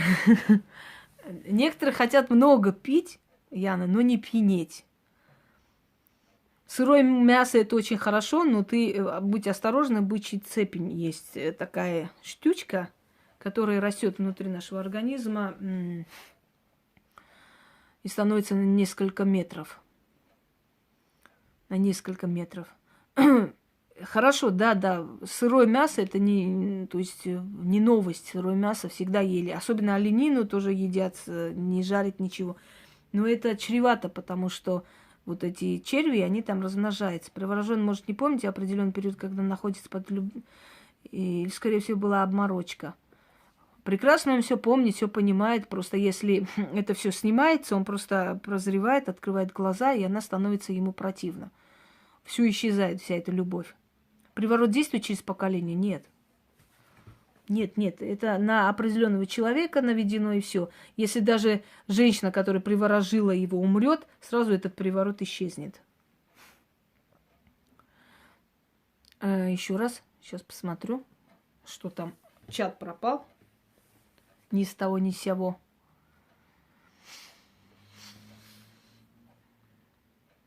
Ну-ка, товарищи, покажите еще раз.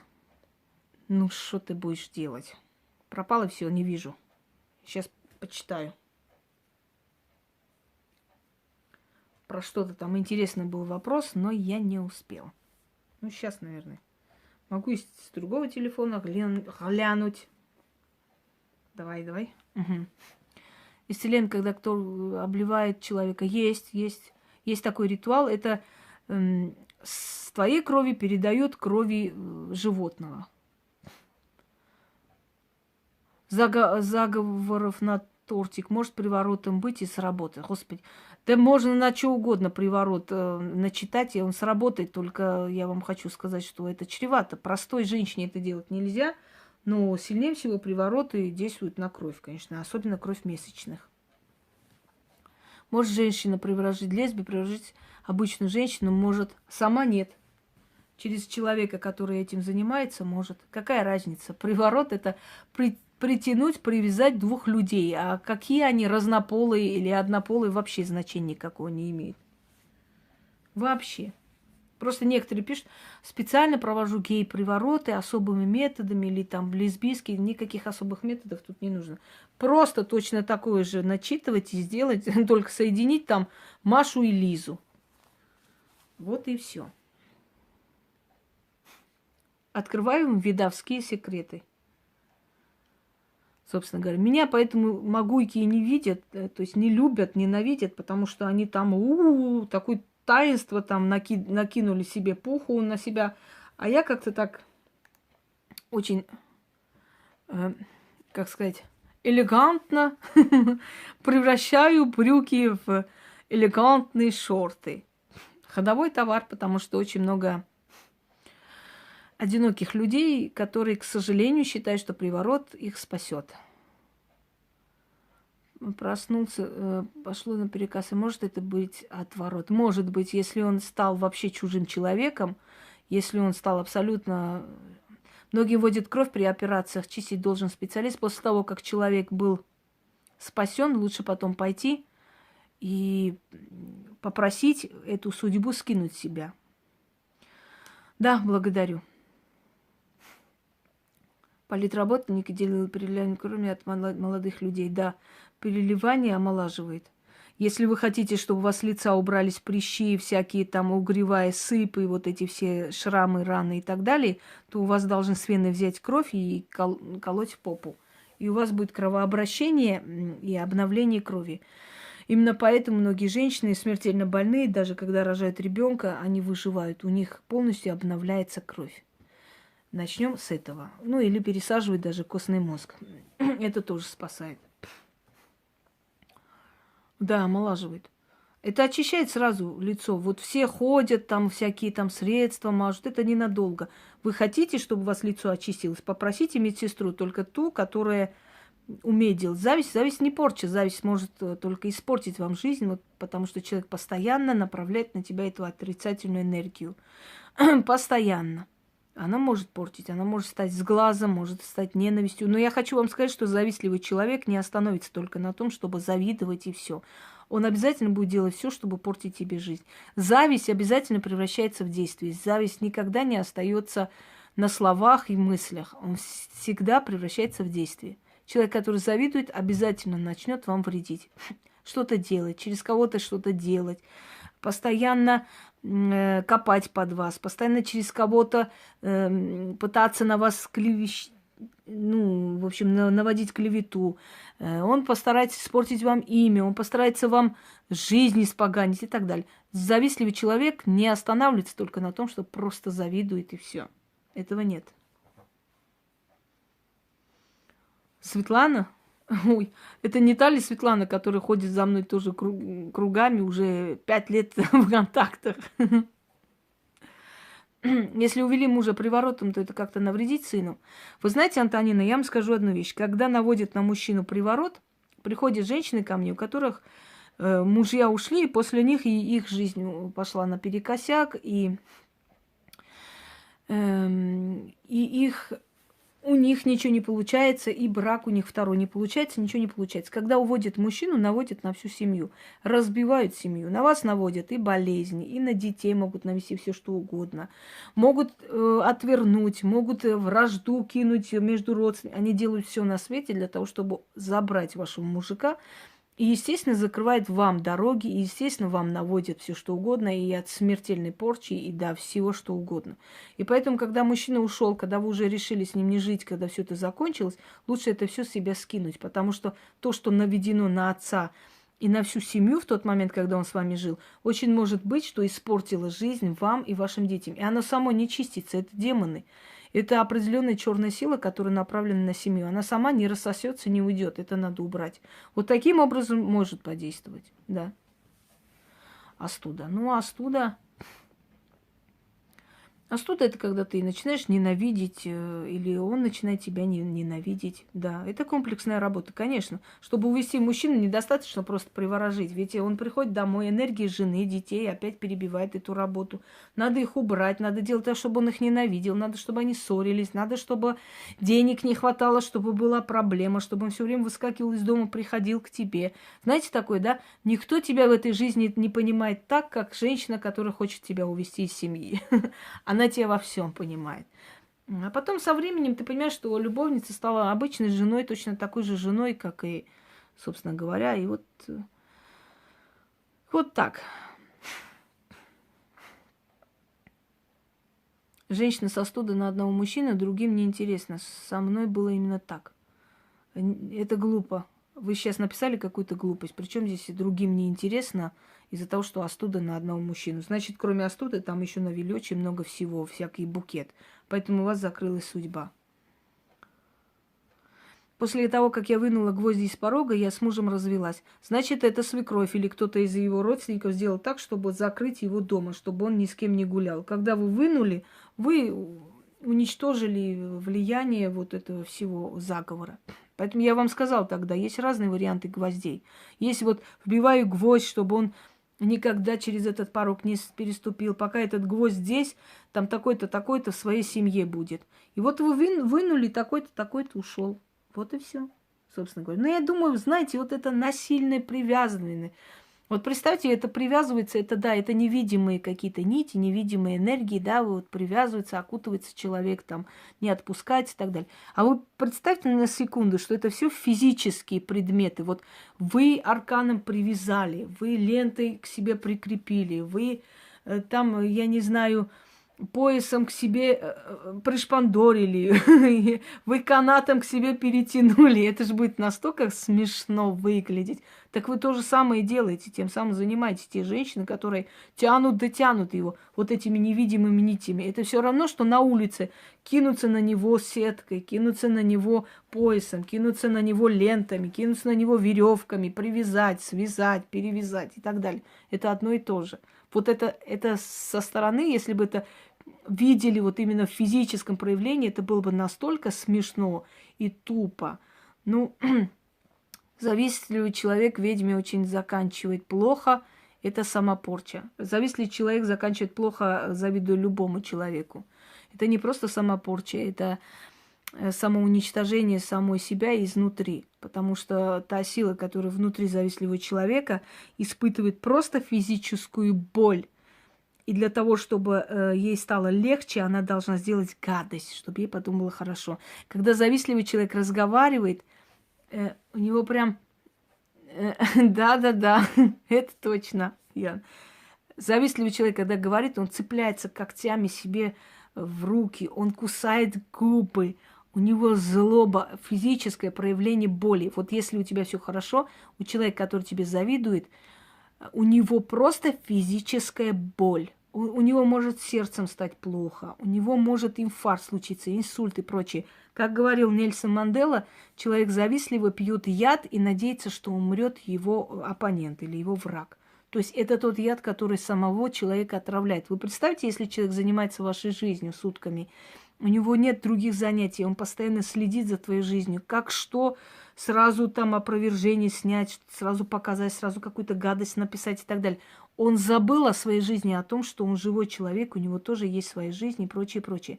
Так что, дорогие друзья, да, это какое-то, знаете, наваждение, это какая-то одержимость тобой, это какая-то нездоровая страсть, это сродни вот этой сумасшедшей любви, только наоборот. Когда человек пытается всеми силами как вам сказать, тебе навредить, иначе ему плохо. Я думала, они меня привязали, это я не хотела с ним жить. Ну-ка еще раз, чего дальше? Уйти не могла.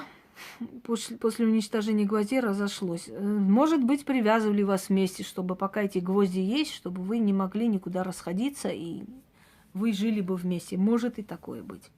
Согласна с вами. Такая версия тоже рассматриваю. Это надо видеть, и каждый случай индивидуальный. Маленькая пакость. Что там за помощница была? Какая помощница? Про что? Спасибо, пожалуйста, я рада, что вы рады. Конечно, Яна, мастер еще тот. Это я согласна. Какие у нее есть работы, то мало где можно найти. Поэтому очень многие хотели на ее месте быть. Спасибо большое. Что я хотела? Прям с ума сходит от того, что у меня все налаживается. Это про бывшего мужа. А знаешь, почему с ума сходит, Татьяна? Я скажу. Мужчины, они считают так. Вот ты без меня сдохнешь, пропадешь, кому ты нужна, тебя будут использовать, об тебя вытирать будут ноги, ты выкинут на улицу, и я буду кайфовать от того, что ты без меня сдохла. В общем, не выжила. А есть русская поговорка, которая говорит так. Ни одна хорошая баба не пропала. Многие женщины говорят на спор. Хочешь, встретимся через много лет и увидим, кто чего достиг. Есть мужчины, которые забирают энергетику. Они сжирают твою жизнь. Женщина после развода, одетая, обутая, она на себя тратит. Она тратит на своих детей. Она за собой ухаживает, она себе делает маникюры. Она занимается собой. Самое главное, у нее спокойная нервная система. Она знает, что он пьяный не придет, не будет вырываться в двери, не будет издеваться, не будет всю ночь орать, не давать спать, чтобы ты утром с больной головой поехала на работу и думала, как там дети, что он там с детьми делает, да, и тряслась и так далее. И эти моральные страдания и прочее доводят до ручки. Поэтому мужчинам очень неприятно, когда через много лет они видят, что все у тебя хорошо и наладилось. А они сами ходят, как в воду опущенные петухи. Потому что они не знают, где носки, они не знают, где яйца готовить, они не знают, где ложки, вилки и так далее. Даже если женщина, которая рядом с ними, особо непутевая попалась и так далее. И они жалеют об этом. И очень хотят видеть, что у тебя тоже плохо, а у тебя хорошо. Понимаете?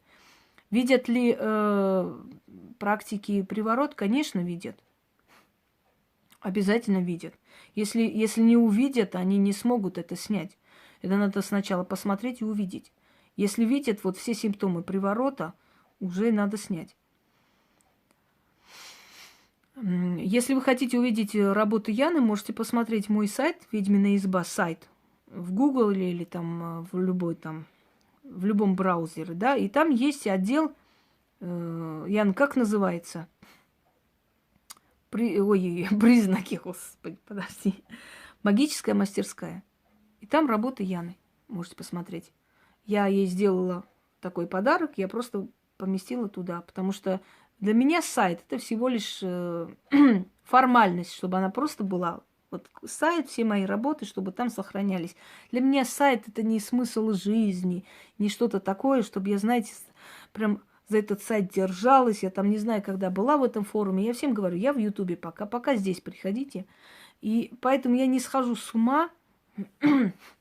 Вот-вот приползет на коленях. А хрен вы угадали, товарищ начальник. Поэтому они не могут это пережить. Как фигуру видят? Нет, Маргарита, видят, скажу тебе, во-первых, видят как ошейник на человеке. Прям видно, у него даже сидит, разговаривает, у него на шее видно вот эта вот полоска идет. Ошейник захомутали. Потом в глаза надо посмотреть, в глазах просто одержимость, стеклянный взгляд, как будто оттуда смотрит на тебя сущность, как не человек с тобой говорит. Вот некая сущность, некое вот существо, которое вот через него смотрит. Но мужчины обычно не приходят сами, приходят их близкие, да, чтобы это убрать. Потом повадки, как он себя ведет. Вот я уже сказала, какие приметы, чтобы понять, что на человеке приворот. Его все раздражает, злят дети, Он куда-то уходит, он ищет причину, чтобы поссориться, выскочить из дома, уйти. Когда он дома, он начинает метаться туда-сюда. Обычно активен становится к вечеру, к ночи. Он начинает пить, начинает глушить себе это. От него отворачиваются друзья. Он агрессивен к родственникам, он агрессивен ко всей среде. Его пытаются спасти, он злится. То есть он становится агрессивный, неуправляемый, чужой, безразличный. Абсолютно вот не тот человек, которого ты любила. И все. Это уже самые первые начинающие признаки того, что приворот. Потом он может деньги отправить, отдать. Он может дом продать. Понимаете? Какую школу? Никакой школы я открывать не буду. Нету школы магии. Хотите учиться? Вот я учу, говорю там жизненной мудрости, объясняю. Школа – это не мое. Невозможно никого учить ни ясновидению, ни чему-то другому. И это нереально, с этим рождаются. Никогда не научишь никого. А вот эти, знаете, интернетные фразы о том, что надо одевать, как надо, ну, это каждый может сам прочитать, не надо за это деньги платить, в какую-то школу ходить. Так вот, а потом он может абсолютно, ну, смотря насколько сильно сделали, бывает, что по вуду делают это вообще. Бывает, что делают и по черным делам, по могильным, в общем, по-разному. И самая эффективная магия у меня спрашивают. Христианская, исламская, там и прочее, прочее. Исламской нету и христианской нету. Есть переделанные под христианство древние молитвы, заговоры. Есть восточная магия, которая почему-то называется исламской магией, хотя эта магия была еще до исламский период, да, еще в арабские времена. Самая эффективная магия – это древняя, языческая. И она влияет на любого человека, на христианина, на мусульманина, на кого угодно и прочее, прочее. Ой, спасибо, Таня. Так вот, он может до того дойти, что я говорю, продать дом тайком и отдать эти деньги этой женщине. Он может на все пойти. Он может хоть своего ребенка убить. Есть такие крайние случаи, знаете, там может подраться с сыном, избить его из-за того, что тот там не то сказал про эту женщину и так далее, так далее. Что происходит, когда снимаешь приворот? Я вам хочу сказать. Отношения, да, очень интересно. Давайте расскажу из вообще, своего опыта жизни. Ко мне приходила женщина, точнее, дочь привела. Я помню, что они приехали насчет отца, но когда я посмотрела на нее, я сказала, что у нее, да, продали квартиру, продал и раздал, отдал. А потом остается на улице, опять примите меня и пожалейте. Никогда не вздумайте этого делать, никогда. Он должен платить за то, что сделал. Так вот, она приехала насчет мужа. Здравствуйте, Павла. А потом, значит, что я хотела сказать? А я увидела, что она умирает. Просто от нее пахнет мертвечиной. Но это вам не объяснить, дорогие друзья. Вы это не чувствуете, эти запахи. И слава богам, живите спокойно. Пахнет прелыми цветами, как будто, знаете, вот цветы. Такие сладковатый запах смерти. Смерть не пахнет гадостью и разлагающимся телом. Нет. Смерть пахнет прелыми цветами. Вот венок. Вот запах листьев, такие, знаете, уже опавших листьев на кладбище. Вот такой запах кладбищенский. Не вонь. Наоборот, приятный такой, приятный запах. И я говорю, давайте я вашей маме помогу сейчас. Ой, мы вот с собой не взяли. Я говорю, давайте я вам помогу, а вы сами потом посмотрите. У меня бывают такие случаи, когда мы видим, что, это все уже. Надо делать потом, иначе, знаете, только труп останется. Здравствуйте, Элитка. Так вот, я с нее сняла и прочее, прочее. Потом мы начали работать с ее мужем. Я говорю, да, гвоздичный, там всякий запах. Я говорю, если вы... морг пахнет вонью. Морг – это все-таки трупы. А кладбище – это все-таки духи, понимаете? Это уже не тела, не трупы, а это уже души. Так вот, я сказала, если вы готовы его простить после, значит, я его верну. Потому что у женщины остается обида. Даже если мужчина вернулся, даже если 1000 раз вы говорите, что это был приворот, не он хотел, ему это диктовали, внутри женщины остается обида. Она потом его жрала, поедом просто. Когда дочери мне позвонили, я ей позвонила, я говорю, послушайте меня, мы с вами договаривались, или вы его прощаете, или не возвращаете. Все, я больше не буду, просто я не могу ему простить, надо прощать. Если вы вернули его, прощайте. Слабый он человек. Профессор, дорогие люди, профессор. кафедры, очень уважаемый человек в Москве. Женщина, которой он построил дом, купил машину ее, значит, ее дочери, оплатил ее поездки, он все туда носил просто. И она была в восторге. Так вот, что случается, спрашиваете, да, задаете вопрос. Посмотрите, что образовалось. Вы видите, что образовалось? Вот смотрите, я не знаю, сейчас видно, нет? Вот. Под этим, вот огонь, ну как огонь, типа огня, но под подсвечником. Увидели? И только я вижу или вы видите? Посмотрите. Ну, отражающих предметов здесь нет. Тень огня, да, он играет. Ну ладно, это уже мы так привыкли ко всему. Вы знаете, у меня такое ощущение, что у меня самые избалованные зрители в Ютубе, потому что они видели и духов, и работы маятника. Они знают все. Вот сейчас вы говорите эти школы магии. Да любой из вас сейчас может открыть салон просто и все объяснить о духах, о богах, откуда что берется, как все делается и так далее. Только вам этого не надо, товарищи. Просто я считаю, что моим зрителям очень повезло. Уж извините за нескромность, но я считаю, что вам очень повезло, потому что вы настолько четко, ясно все узнаете, как, что и чего, что мало кому вообще снилось такое объяснение. Можно взять мою информацию, многие брали, даже те, которые ненавидят меня, брали у меня информацию, берут у меня, учатся у меня, смотрят все мои лекции, я уверена, записывают и все такое, и потом выдают за свои знания. Но вы знаете, когда почвы нету, это должно приходить. Вы знаете, дорогие друзья, это должно твое быть. Вот ты к этому пришла, да, выводу. Ты это узнала, ты это поняла, и ты можешь объяснить логически. Потому что если ты берешь информацию просто откуда-то, да, какие-то наученные фразы, высокоморальными фразами оперируем, и так далее, вот это как Горбачев говорил, да, электорат, значит, контрибуция, контрабандистская, там и прочее. То есть ты понимаешь, что мужик-то умный, знает умные вещи, но ни хрена не понятно. Так вот, дорогие друзья, я о чем говорю? Я говорю о том, спасибо. Сама себя не похвалишь, никто слова не скажет. Выбила наконец-таки. Я о том говорю, что просто так взять мои фразы, да, сухие можно взять, но дальше ты не сможешь продолжить. Ты не сможешь дальше ничего сказать, дальше этих фраз, потому что они не твои. Так вот, что случилось? Да, силуэт, много силуэтов, я знаю. Спасибо, Рана, я вас тоже очень люблю и ценю. Если бы я не любила своих зрителей, не уважала, я бы не вытаскивала из депрессии людей и не просто не вела вперед, пинками иногда, волшебными. И что случается? Случается то, что я снимаю приворот у этого человека, который все возил этой любовнице, строил там дом, значит, помогал ее дочерям и прочее. Знаете, что случилось?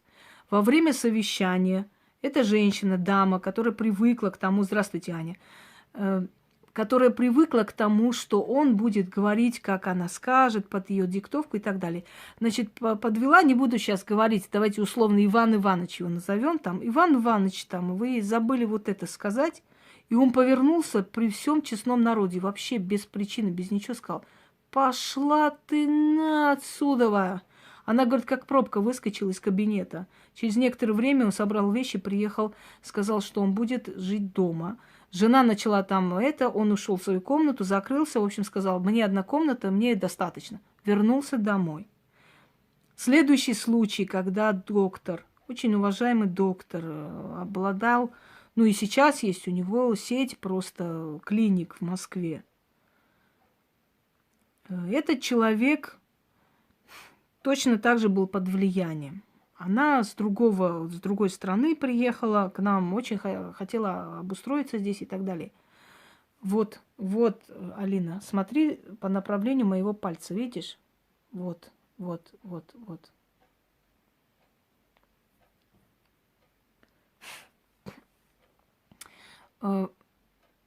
Точно так же миллионы относил туда, абсолютно отвернулся, видеть ее не хочет. Я не отворачивала, я ничего не делала. Если бы это была настоящая любовь, то никто бы не смог разбить. А на самом деле это было искусственно созданное. Поэтому я говорю, это возможно снять вполне. Просто должен профессионал попасться сильный. Ни одна сильная ведьма просто так в воздухе приворот не делает. Именно поэтому те привороты, которые сейчас есть, их вполне возможно снять. Понимаете? Да, пинок иногда очень помогает, приводит мозги в порядок.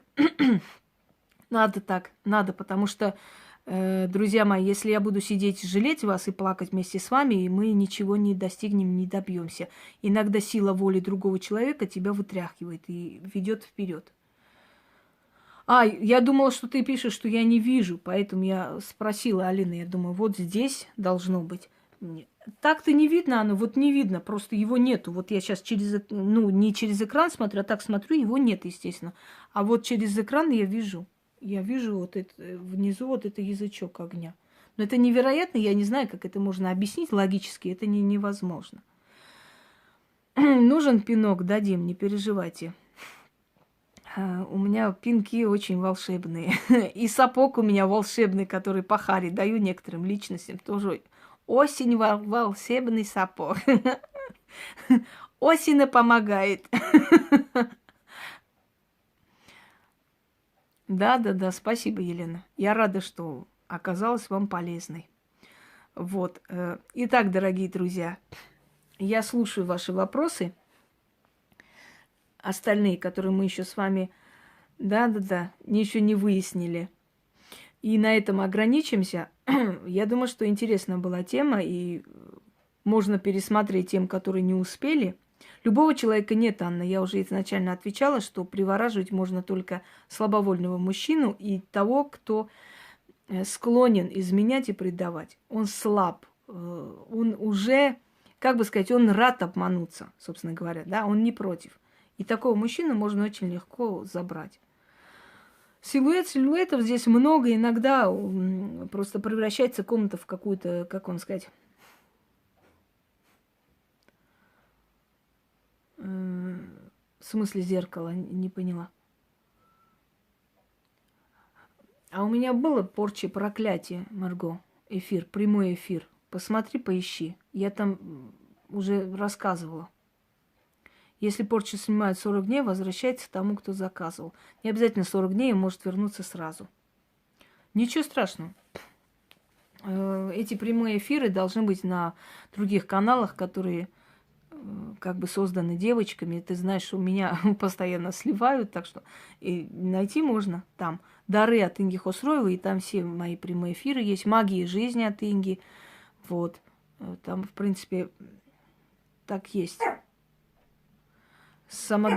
Слабоволен по натуре своей, или это тоже делают? Нет, по натуре своей слабоволен. Он уже рожден слабым человеком. Слабохарактерным, слабовольным, вероломным. Чем больше человек,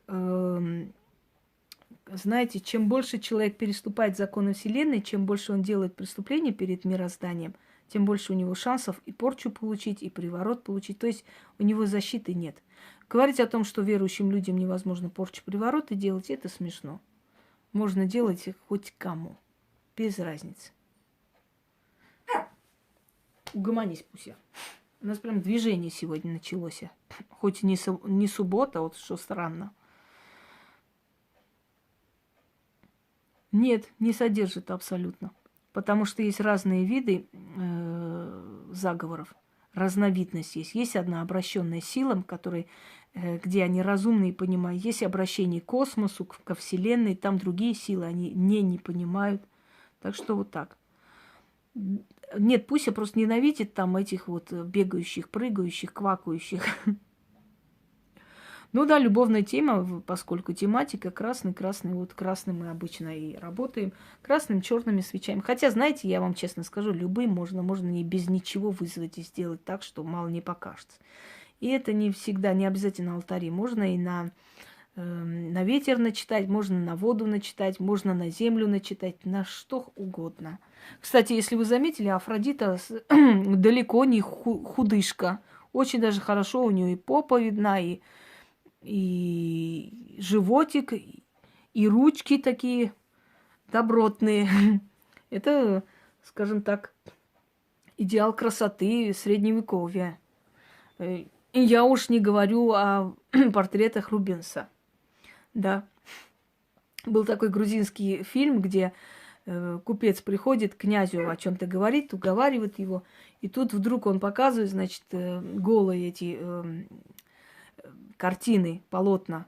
И он, мол, ой-ой-ой, не могу смотреть, у меня сердце слабое. Тот говорит, смотри, смотри, миллионы стоит. Рубенса жена. И тут он, нашего Рубика жена, ты смотри, я ее хорошей женщиной знал, а ты смотри, где она висит. Вот сейчас примерно то же самое. Нашего Рубика жена. Вот Рубика жена была далеко не худышка. Так. Есть. Да, про Рубика жену. Таня, заранее не переживайте, не бойтесь. Если вы воспитаете сильных волевых мальчиков, то даже если на них будет некоторое влияние, они это влияние преодолеют. Понимаете? Я говорю еще раз, наводят привороты мужчинам слабым, у которых, ну, Рубика жена, чё? Вот. Мужчины, которые склонны предавать, которые изнутри уже гнилые, их легко увести. Так что это, если вы воспитаете их достойными людьми, я вас уверяю, сильными мужчинами по духу, даже если будет некое влияние, они из этого выйдут победителями. Вот и все. Все дело в нас, в матерях. Мы какими их воспитаем, такая у них и будет судьба. Поэтому если мы будем воспитывать недочеловеков, жестоких моральных уродов и надеяться, что у них в жизни все будет хорошо, это будет наивно и глупо. Если мы воспитаем сына, знаете, на своем примере, пройдя очень много кругов ада, говорить ему, что я от тебя отвернусь, если ты на свою жену поднимешь руку, я никогда это не оправдаю, не приму, он уже знает изначально, что его мать за такое ему голову оторвет.